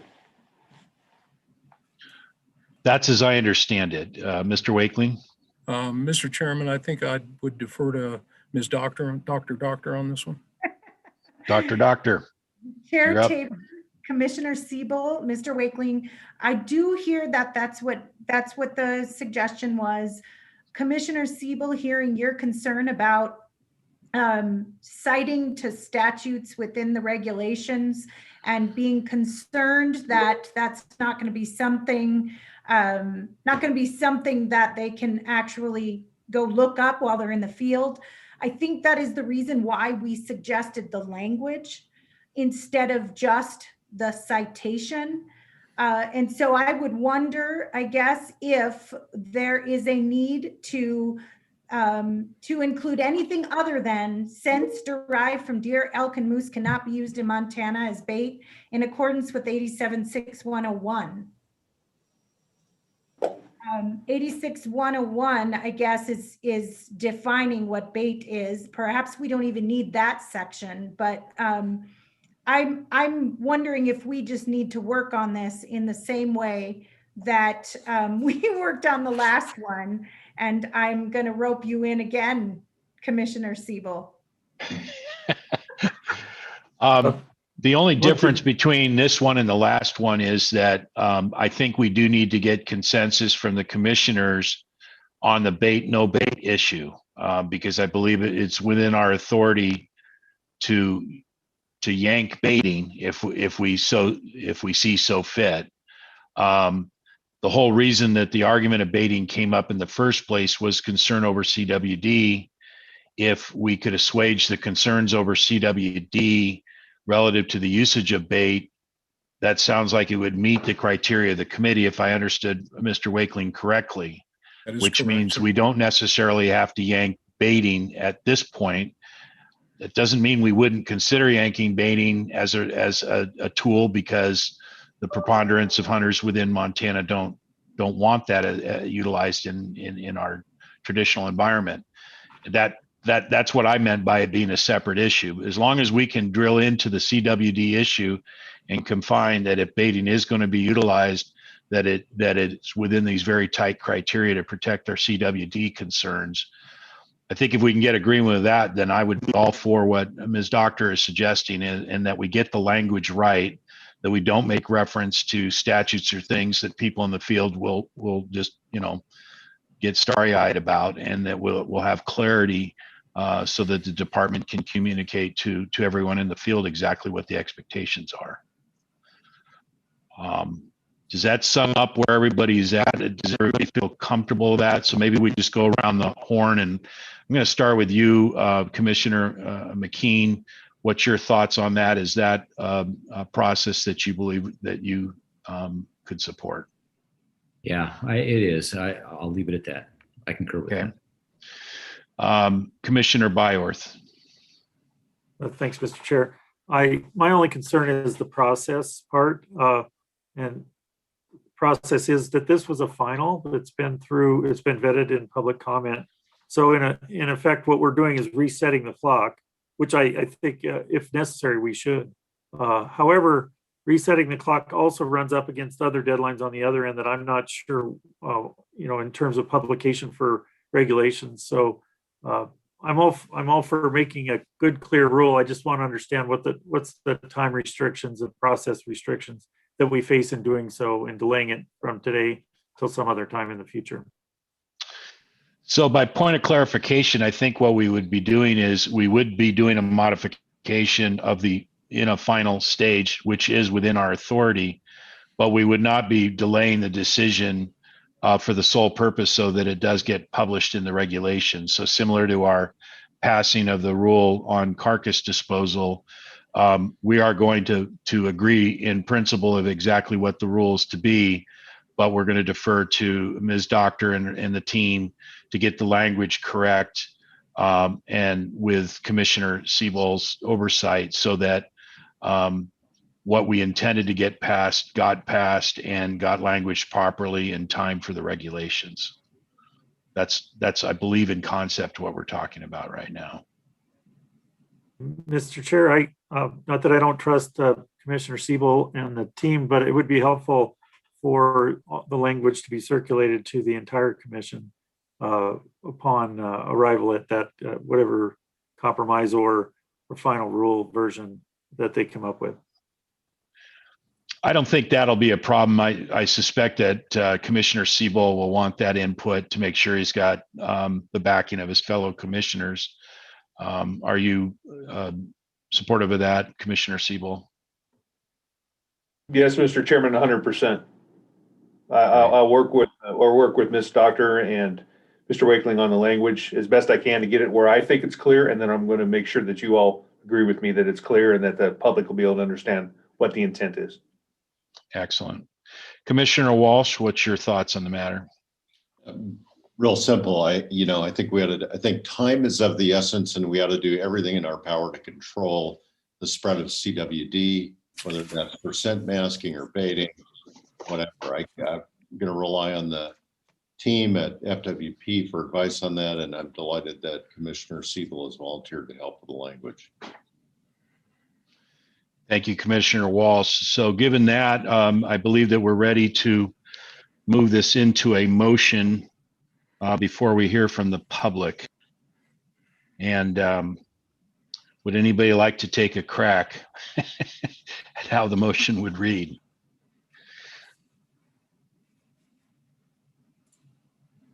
Becky? I think I'll give it a try myself here. So I move that the commission adopt as a final proposed rule utilizing scents derived from deer, elk, and moose in Montana as presented by the department. And so the language that will be presented by the department will be forthcoming. A question, Chairman? Commissioner McKean. So the real effective change of that proposed motion would be to exchange the verb prohibited to allow. Is that correct? That is correct. With the sideboards of the language of the utilization of those scents to be developed by the department, so it's clear to folks reading the regulations. So moved. That motion was made by Mr. Walsh, Commissioner Walsh. Is there a second? I second that. The motion was seconded by Commissioner McKean. Any further conversation by members of the commission?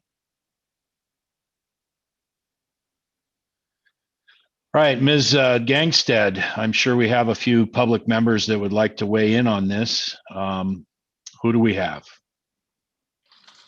Thanks, Chair Tabor, members of the commission. It does look like we have someone who would like to give comment. Hello. Hello, welcome.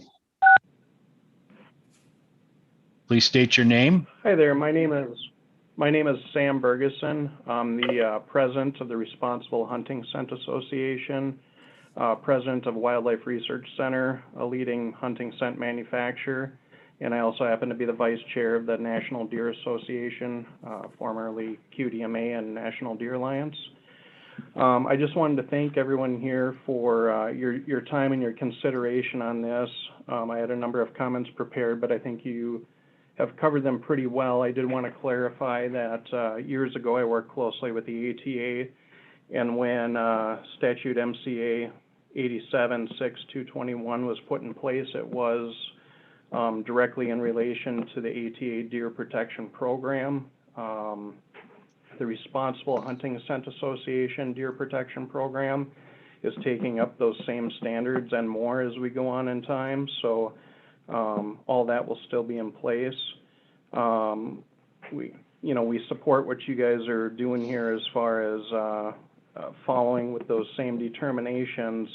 I did want to clearly state that our industry stands as a partner in the effort to fight chronic wasting disease, and we're embracing technology and science to be stewards of the resource.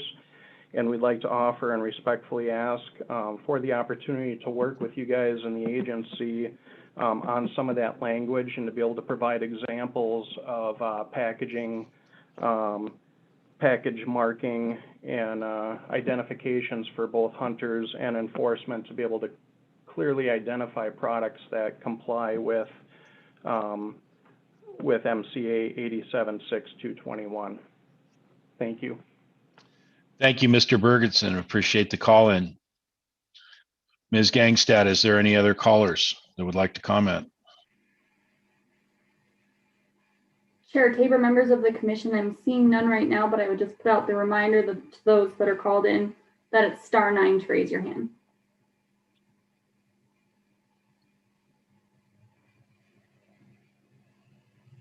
And I'm seeing none. Thank you, Ms. Gangstad. Excuse me.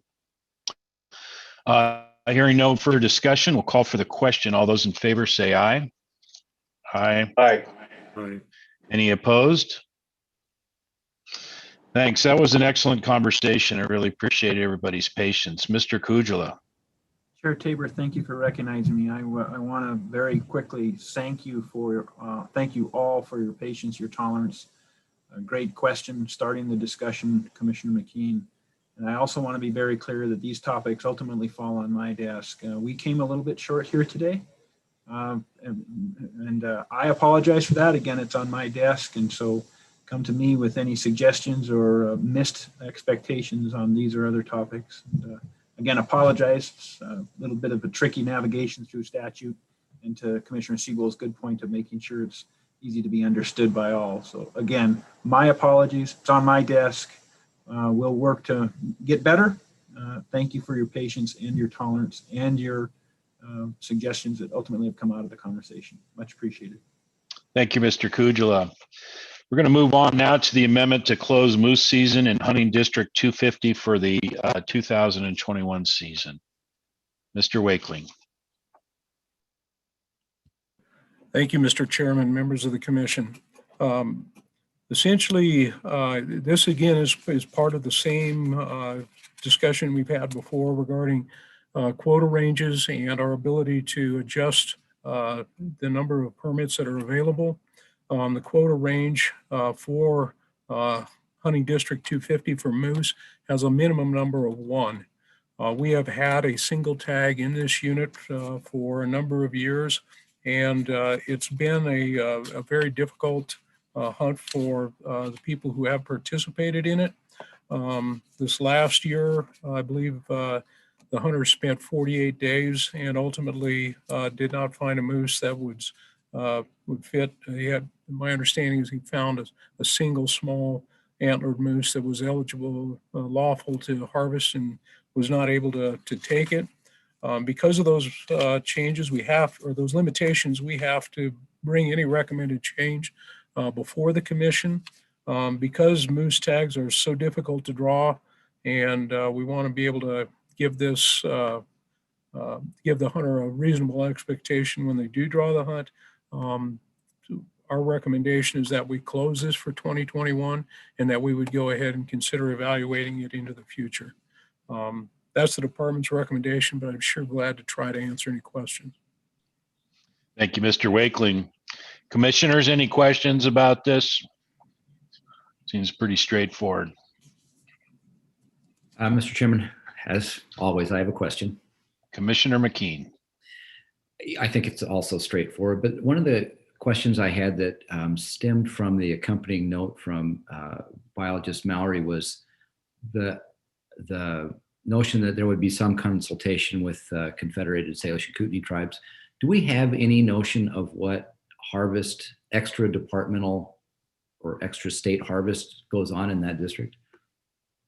Mr. Chairman, Commissioner McKean, we do work with the tribe, the Confederated Tribes. I don't have any of that information before me today, but that is something we work closely with them. For instance, as an example, we recently held interviews for a biologist position, and one of their biologists sat on that interview panel to help us select our biologist, because we do work closely with them. But unfortunately, I do not have that information before me today.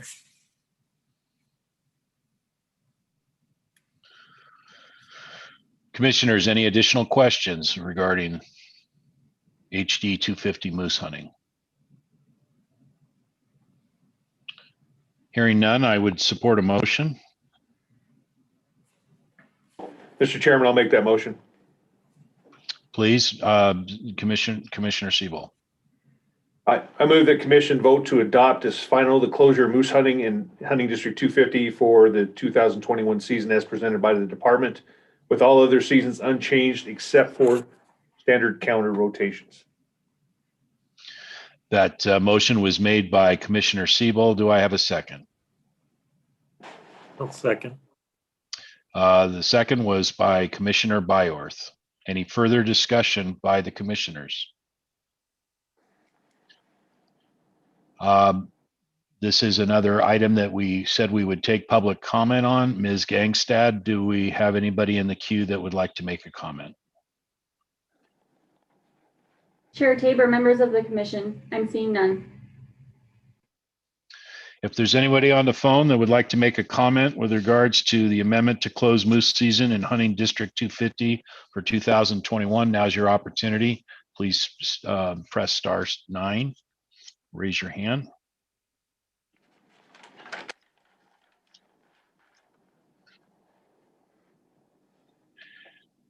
Doesn't appear that we have anyone. Therefore, I'll call for the question. All those in favor say aye.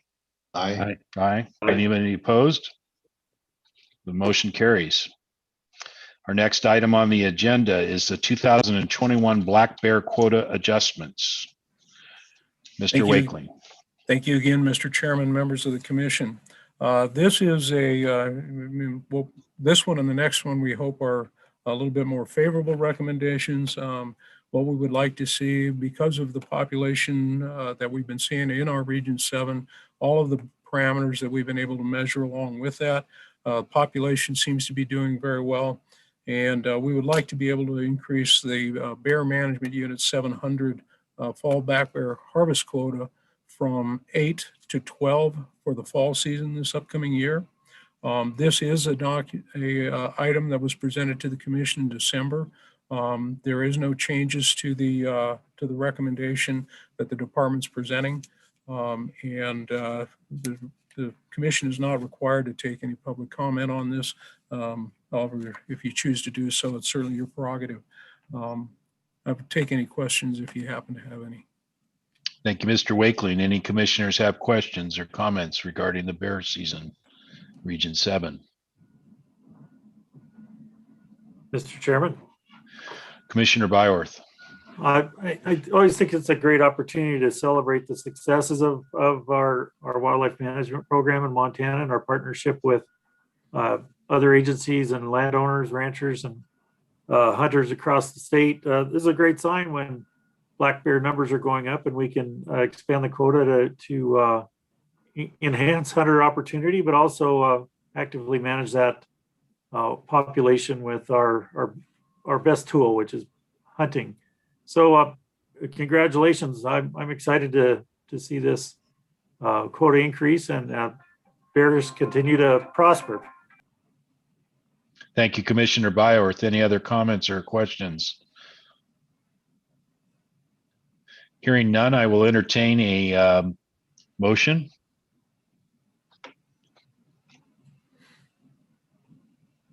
Mr. Chairman, I would move the commission vote to adopt as final the proposed 2021 quota change to Bear Management Unit 700 with all other aspects of the 2021 bear season unchanged, except those influenced by routine calendar rotations or those addressed through other commission actions.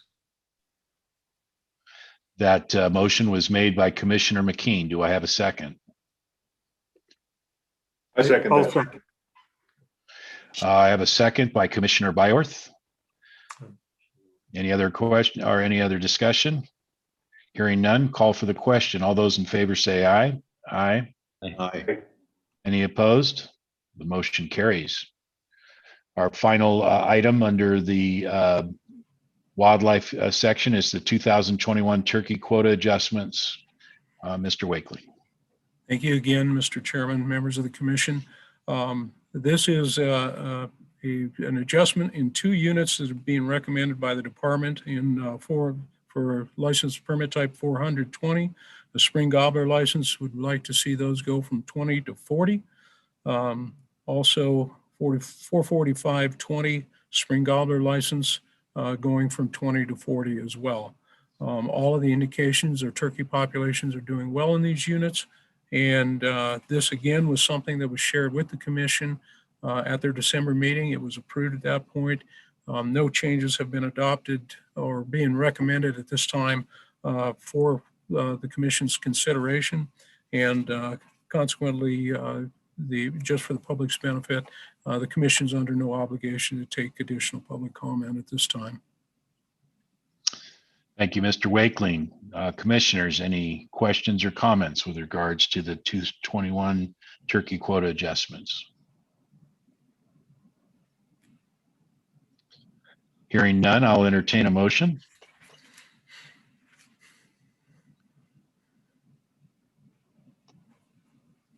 Mr. Chairman, I'd move the commission vote to adopt as final the proposed quota increase from 20 to 40 licenses in the spring turkey hunt 400-20 and the proposed quota increase from 20 to 40 licenses in spring turkey hunt 445-20 with all other aspects of the 2021 turkey seasons unchanged, except those influenced by routine calendar rotations. That motion was made by Commissioner Byorth. Do I have a second? I'll second. That second was by Commissioner Walsh. Any further discussion? All those in favor say aye. Aye. Aye. Any opposed? Motion carries. Mr. Wakeling, thank you for stepping us through that whole section. It was excellent. Really appreciate the work of you and your department. Thank you, Mr. McDonald, as well. Appreciate the efforts all across the board. With that, we want to move into a legislative update, and I don't see Ron. Oh, yep, he just popped on the phone. So Mr. Dendro and Ms. Doctor, the floor is yours.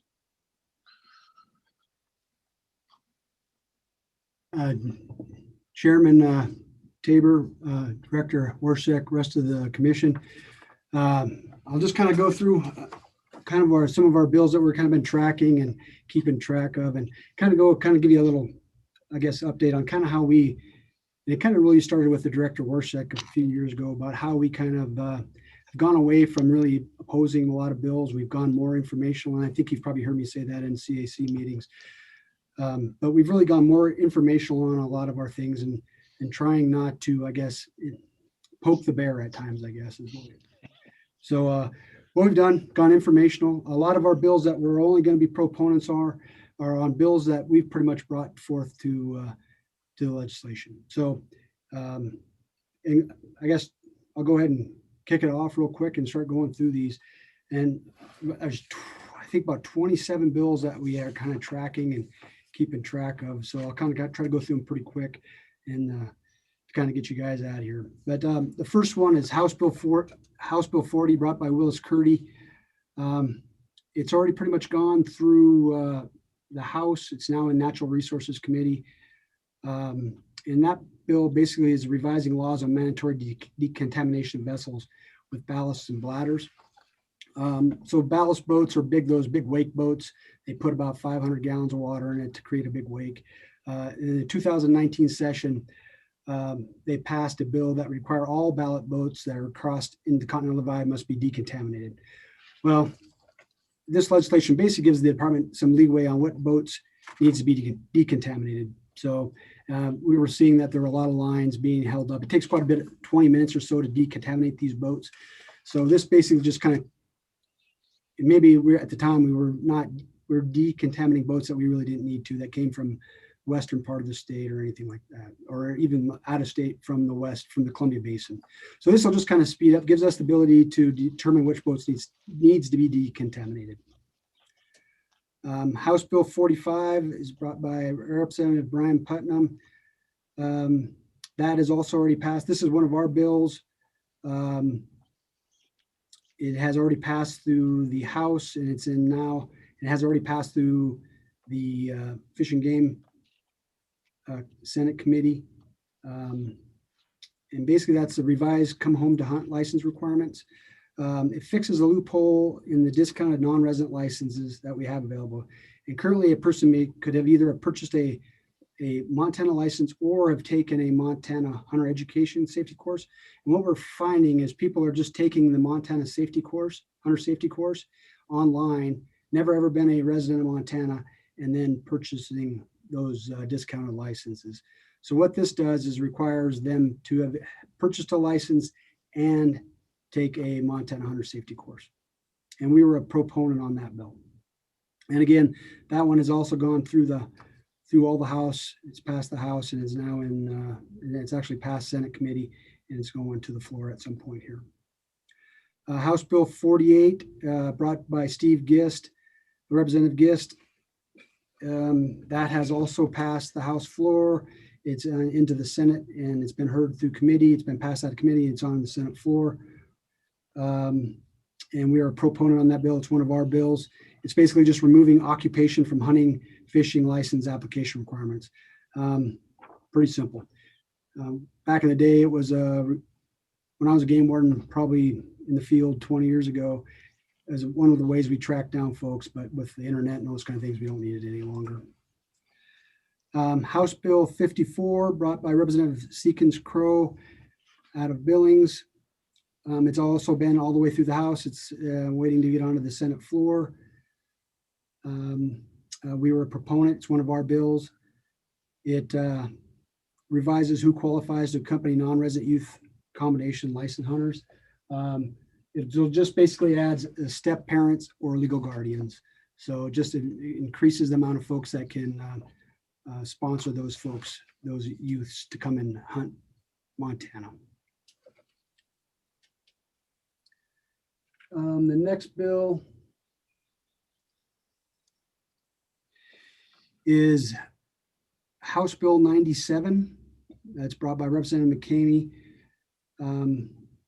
That has also passed the House and is into state administration. That bill is revised ethics laws regarding application to boards and commissions. And we were informational on that one. And that one basically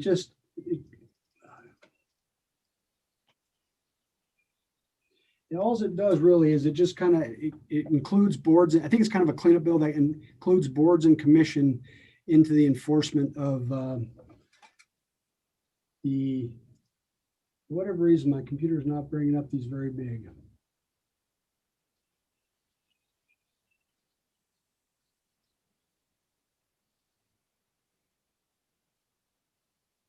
Sorry for my, well, anyway, basically it just does is it kind of adds to the enforcement, those groups, commissions and boards. So it's, I think it's mostly just a cleanup bill for the commissions and boards. And I can get you some more information on that one if need be. We were just informational on that one. I can help you in that one, Ron. I think Okay, go what ahead. what it does is apply the code of ethics to certain boards and commissions that hadn't been applicable before. This board already applies the code of ethics to it, so it wouldn't necessarily affect this board but it would apply to some others that wasn't already involved. So.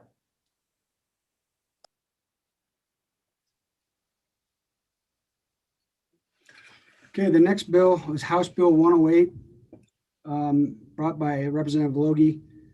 It's already passed through the House and it's now, and I think it's going to be heard by Senate Fish and Game. It's a bill that revises trespass laws regarding permission to hunt for hunting. And what that does is it basically increases the fines, or it increases the possibility of fines going from up to 135 or more than 500. And then it recruits on the second offense. It gives the judge the ability that they shall forfeit privileges not less than 12 months or more than 3 years from the date of conviction or forfeiture. And we were also informational on that one. The next bill, House Bill 119. That was also brought by Representative Logie. It's been through the House. It's now in Senate Fish and Game. It requires the FWP Commission approval for certain landowner licenses. So last session, the legislation removed commission approval for this bill, but then it puts it back in. So now you guys will approve those 455 is what we call them, those landowner sponsored, non-resident landowner sponsored licenses. So it was just changed from the department. It goes back to the commission. Pretty simple fix. And we were also informational on that bill. The next bill, House Bill 120. It's also brought by Representative Logie. It's also passed through the House. And it has gone through the Senate Fish and Game Committee. And that one is revising laws related to bonus points.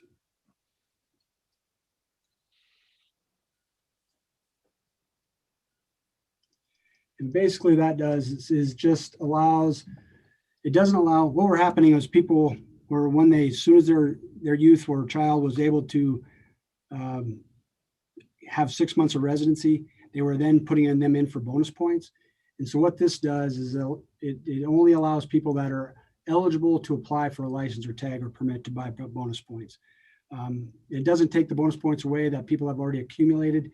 It just doesn't allow those folks. It also helps with our folks that have lost hunting privileges. They will no longer be able to accumulate bonus points. And we were informational on that bill also. The next one is House Bill 138, brought by Representative Fielder. That bill is revising trap and snare tagging requirements.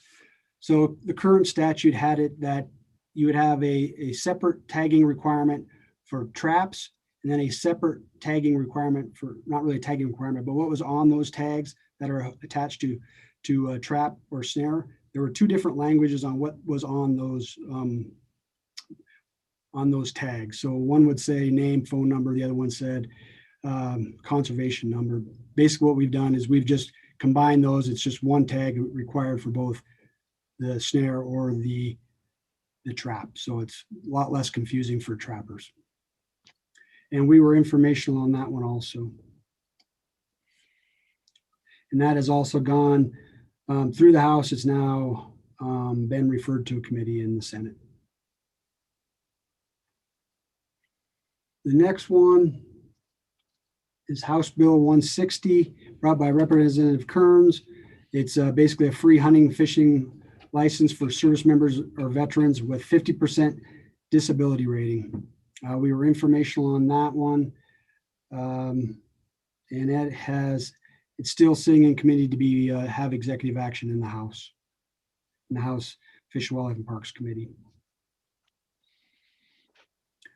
The next one is House Bill 163, brought by Representative Fielder. It's already been heard in Fish and Game Committee. Actually, it passed the House. It's been waiting to be heard on the Fish and Game Committee. That one is revised Fish and Wildlife Commission members up to 7 members instead of the current 5. Next bill is House Bill 202, brought by Representative Logie. That one will make certain special hunting licenses once in a lifetime. I think that one's already been heard in Fish, Wildlife, and Parks, and it's just waiting for executive action. We were informational on that bill. And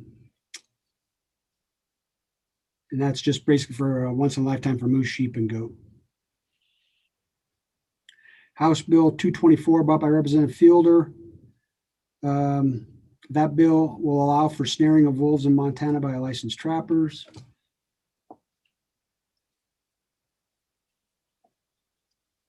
And that bill has, I believe that one's been in Fish, Wildlife, and Parks at a hearing, and it's just waiting for executive action.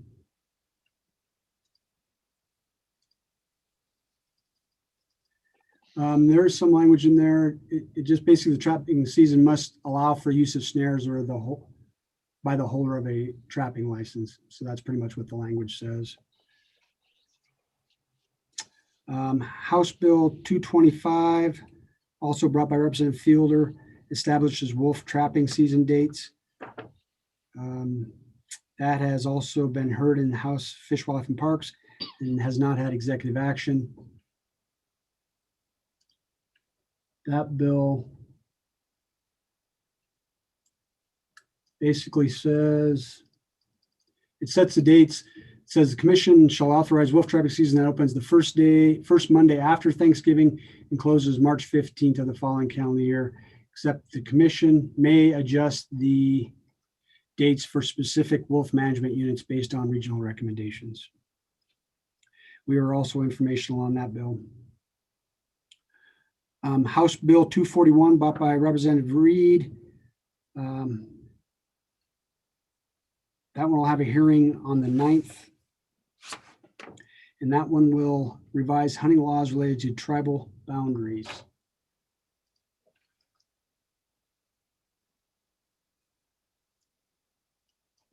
And that language basically says, the commission may not prohibit hunting of game animals on fee lands owned by non-tribal members within the exterior boundaries of the Indian reservation with a valid license issued by the department during a hunting season in which the person could hunt with that license on other fee land in the state. And we are going to be an opponent to that bill.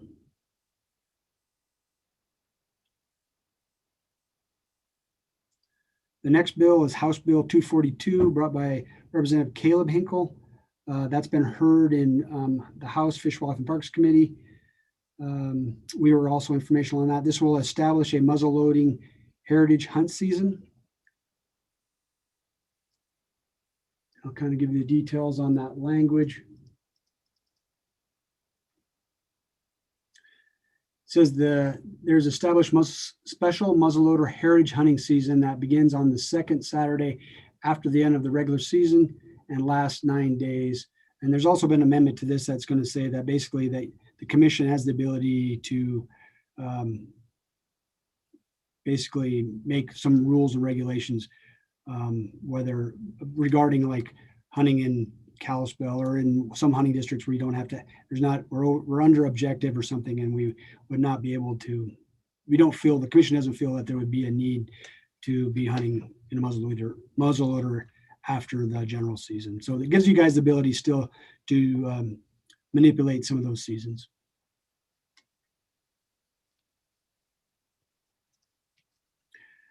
The next bill is House Bill 260, brought by Representative Burgley. That one basically revises non-resident fishing license fees. That basically increases the amount that the season license is from, I believe, $86 to $100, and then it creates a 1-day resident fishing license instead of a 2-day, and then instead of a 10-day, it creates a 5-day license.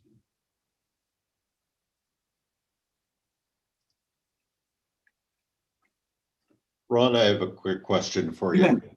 Is that typical as to how license fees are set? They normally come through the legislature, or do they come through this group? No, pretty much all license fees are done through the legislation. Okay, thanks. The next one is House Bill 281. And I'm sorry, we were informational on that season, the non-resident fishing season. House Bill 281, brought by Representative Gunderson. That'll be heard. I guess it has been heard. So that will be revised laws related to e-bikes.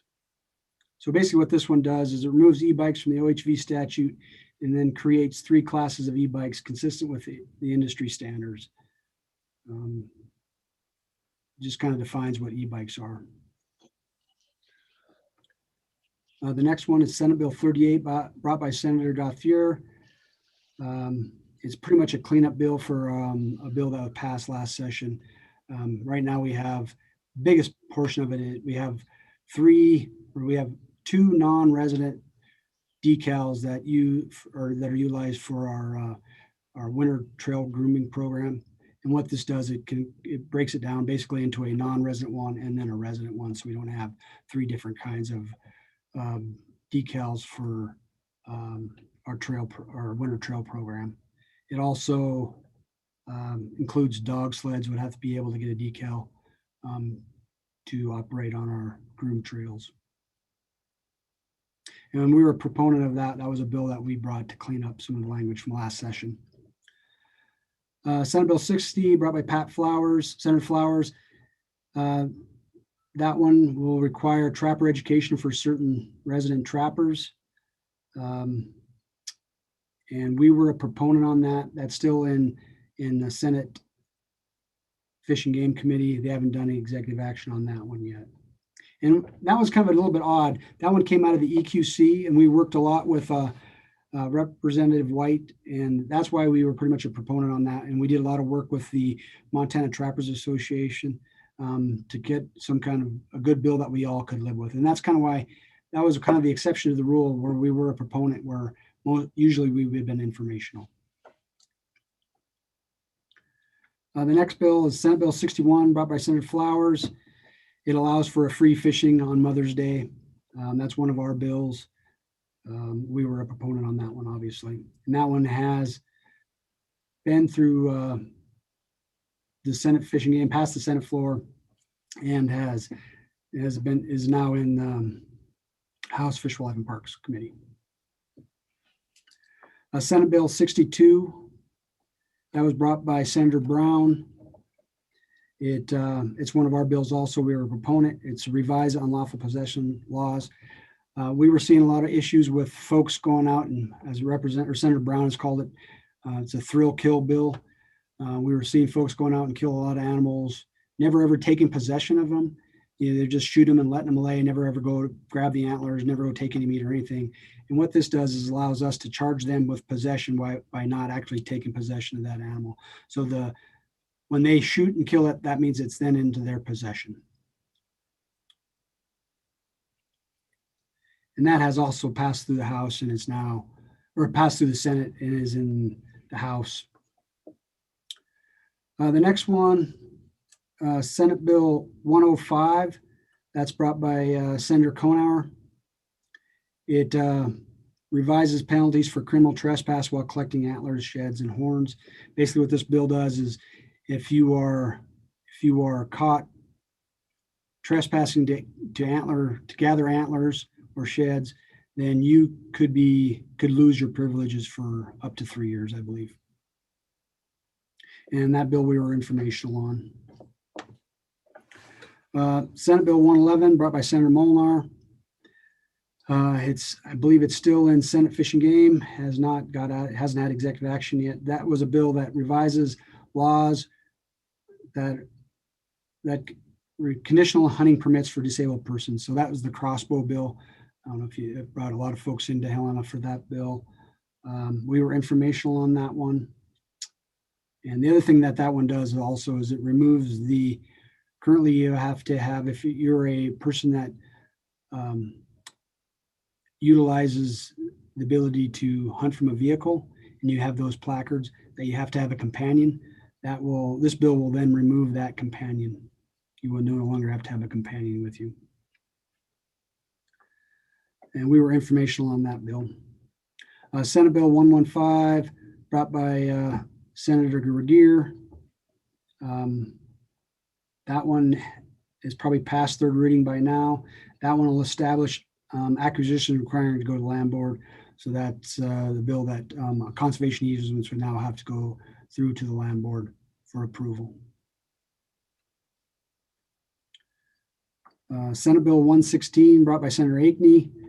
That one will revise antlerless elk tag licensing laws. Basically what this one does is allows a landowner with 160 acres or more of contiguous production agricultural land on which the department has seen 2 or more years of documented elk damage can then apply to get preference on antlerless elk tags. This was a bill that was came from the folks from the western part of the state where they don't have huge ranches, but they're still having elk damage issues. This allows them to hunt animals at least on their own property and have preference for those tags. The next bill is Senate Bill 143, brought by Senator Ellsworth. You may have probably gotten some calls on it, possibly. I know we have here in the office, but this one is generally advised laws for the class of B10 and B11 elk and deer licenses. This is when they're calling basically the, I guess, bringing back the outfitter sponsored licenses, I would say. We were informational on that bill. And then the last one is Senate Bill 153, brought by Senator Wellborn. It has not had a hearing yet. So that one's generally revised laws regarding administration of FWP lands and waters.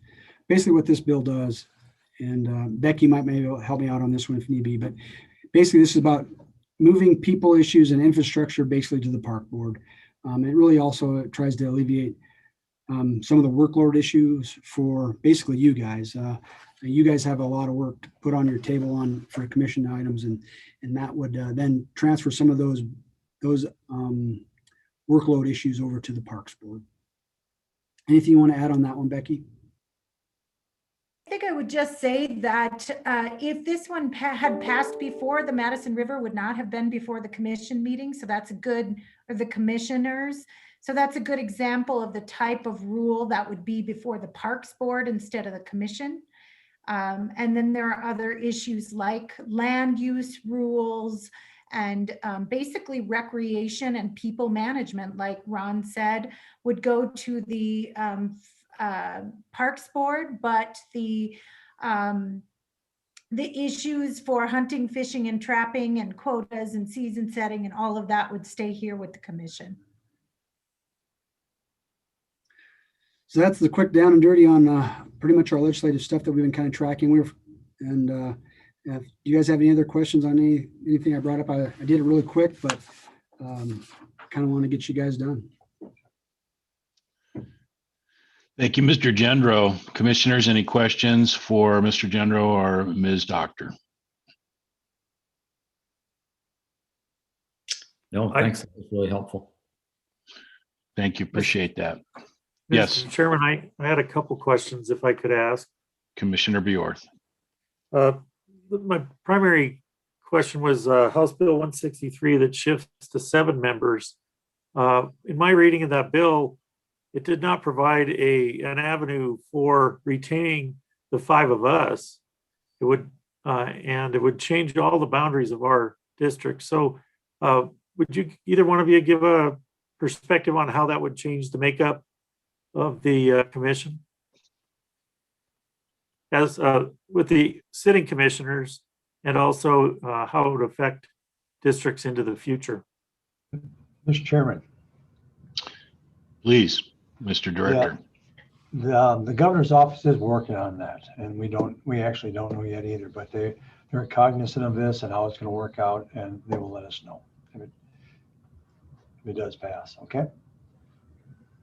I believe the Lieutenant Governor testified in the Senate Fish and Game Committee yesterday or 2 days ago.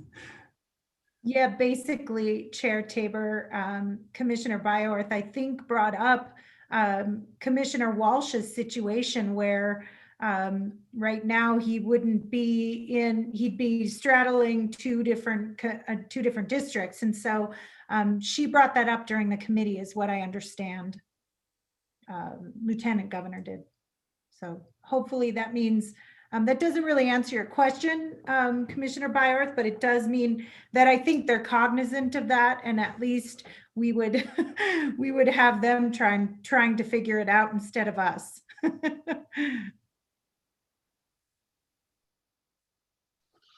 Any further questions for Mr. Gendro or Ms. Doctor regarding legislative update? Mr. Chairman, I have one more question if I could. Commissioner Byorth. As to Senate Bill 153, it sounds like the department may have been the author of this bill. Is that correct? Am I wrong in assuming that you were helping to rearrange our authorities? Is that true or not? Mr. Chairman, Commissioner Byer, that is not true. We are not the author of this.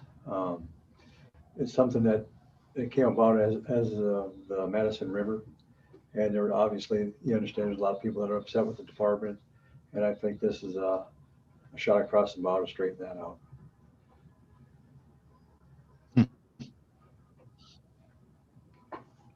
Well, thanks, Mr. Director. I guess I won't have you elaborate, but interesting.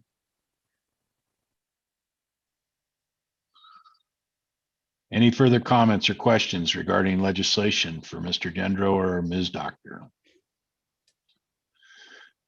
Okay, our last agenda item is any public comments for issues not on this agenda. Ms. Ganstead, do we have anybody that's still waiting in the queue that would like to be heard? Yeah, thanks, Chair Tabor, members of the commission. It does look like we have someone that would like to give a comment. Wonderful. Hello, go ahead and unmute, and please state your name and where you're from and what you'd like to discuss. Still show that you're muted. I believe *9 will get you in. Actually, Chair Tabor, if I may, I think if you dial *6, it unmutes your phone. Oh, okay, thank you. *9 is the raise your hand scenario. Okay, got that wrong.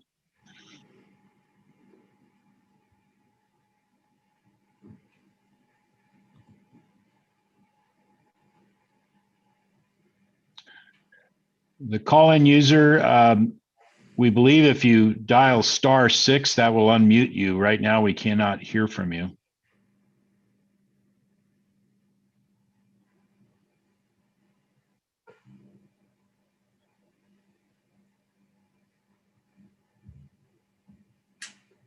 Well, Chair Tabor, members of the commission, I apologize. I'm not sure why they are still muted on their end, but that is the only person that we have dialed in for comments outside of the agenda.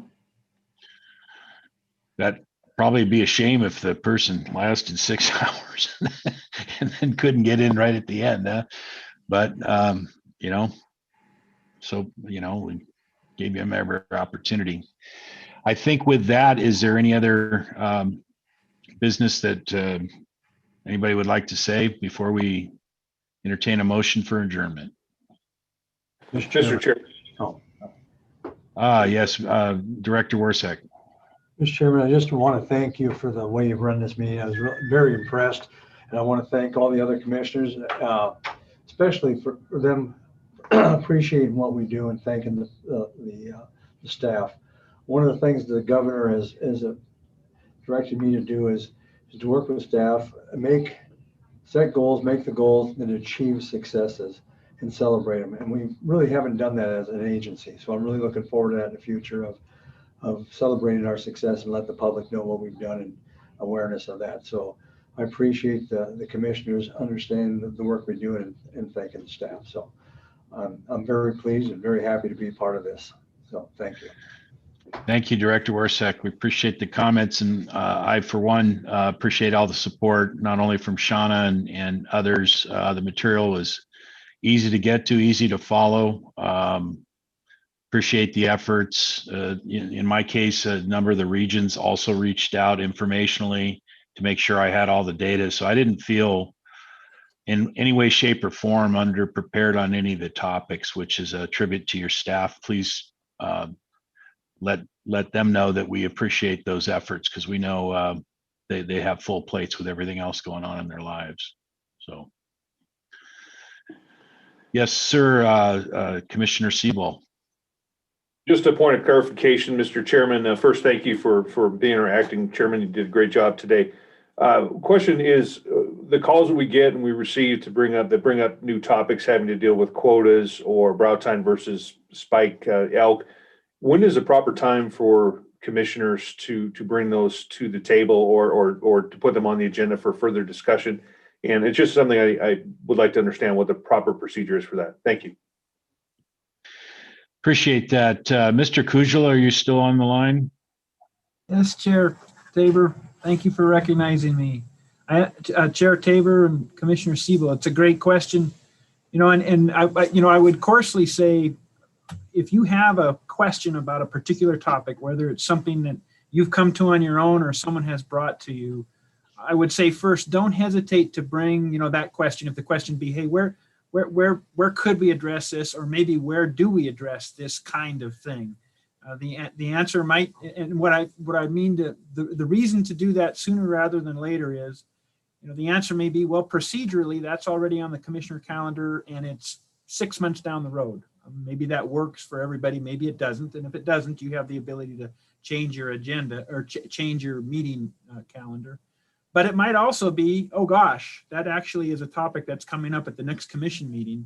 So yeah, let's talk. So until we get, and I suspect that as the commission, as you as commissioners move through the annual cycle, and for some topics at the 2-year cycle, that timing of those, there's a real timing for those consistent items, but there's also some other items that come up when they come up.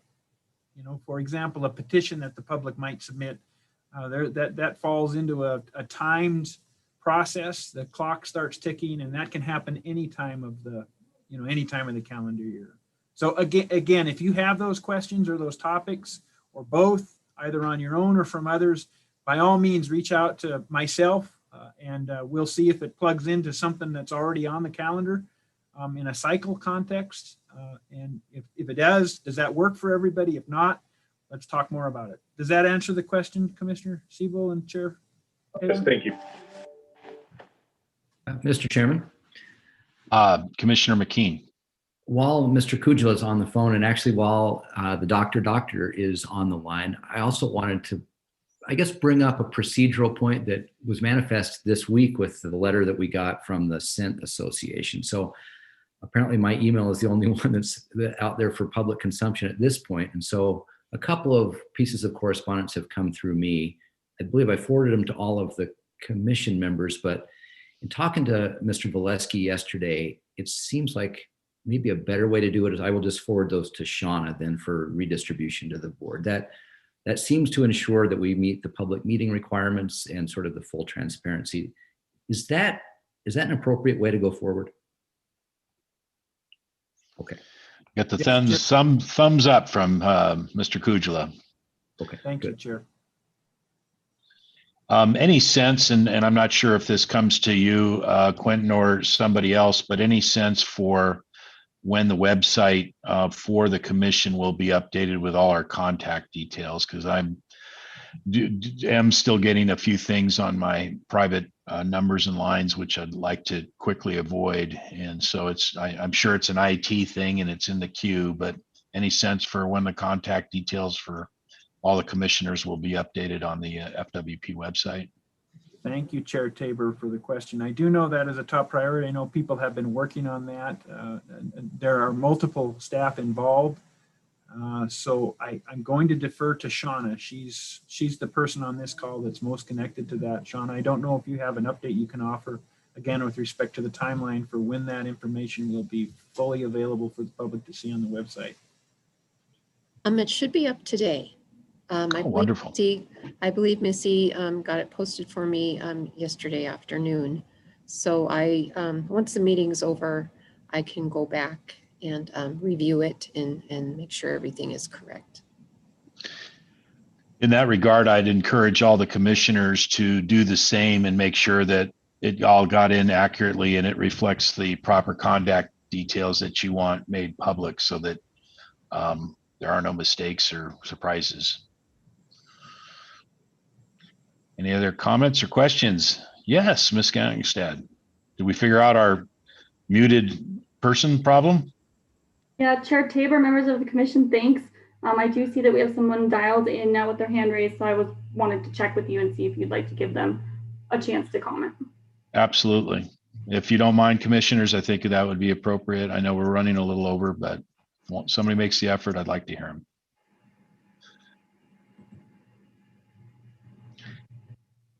Hello. Please unmute and you're welcome to address the commission.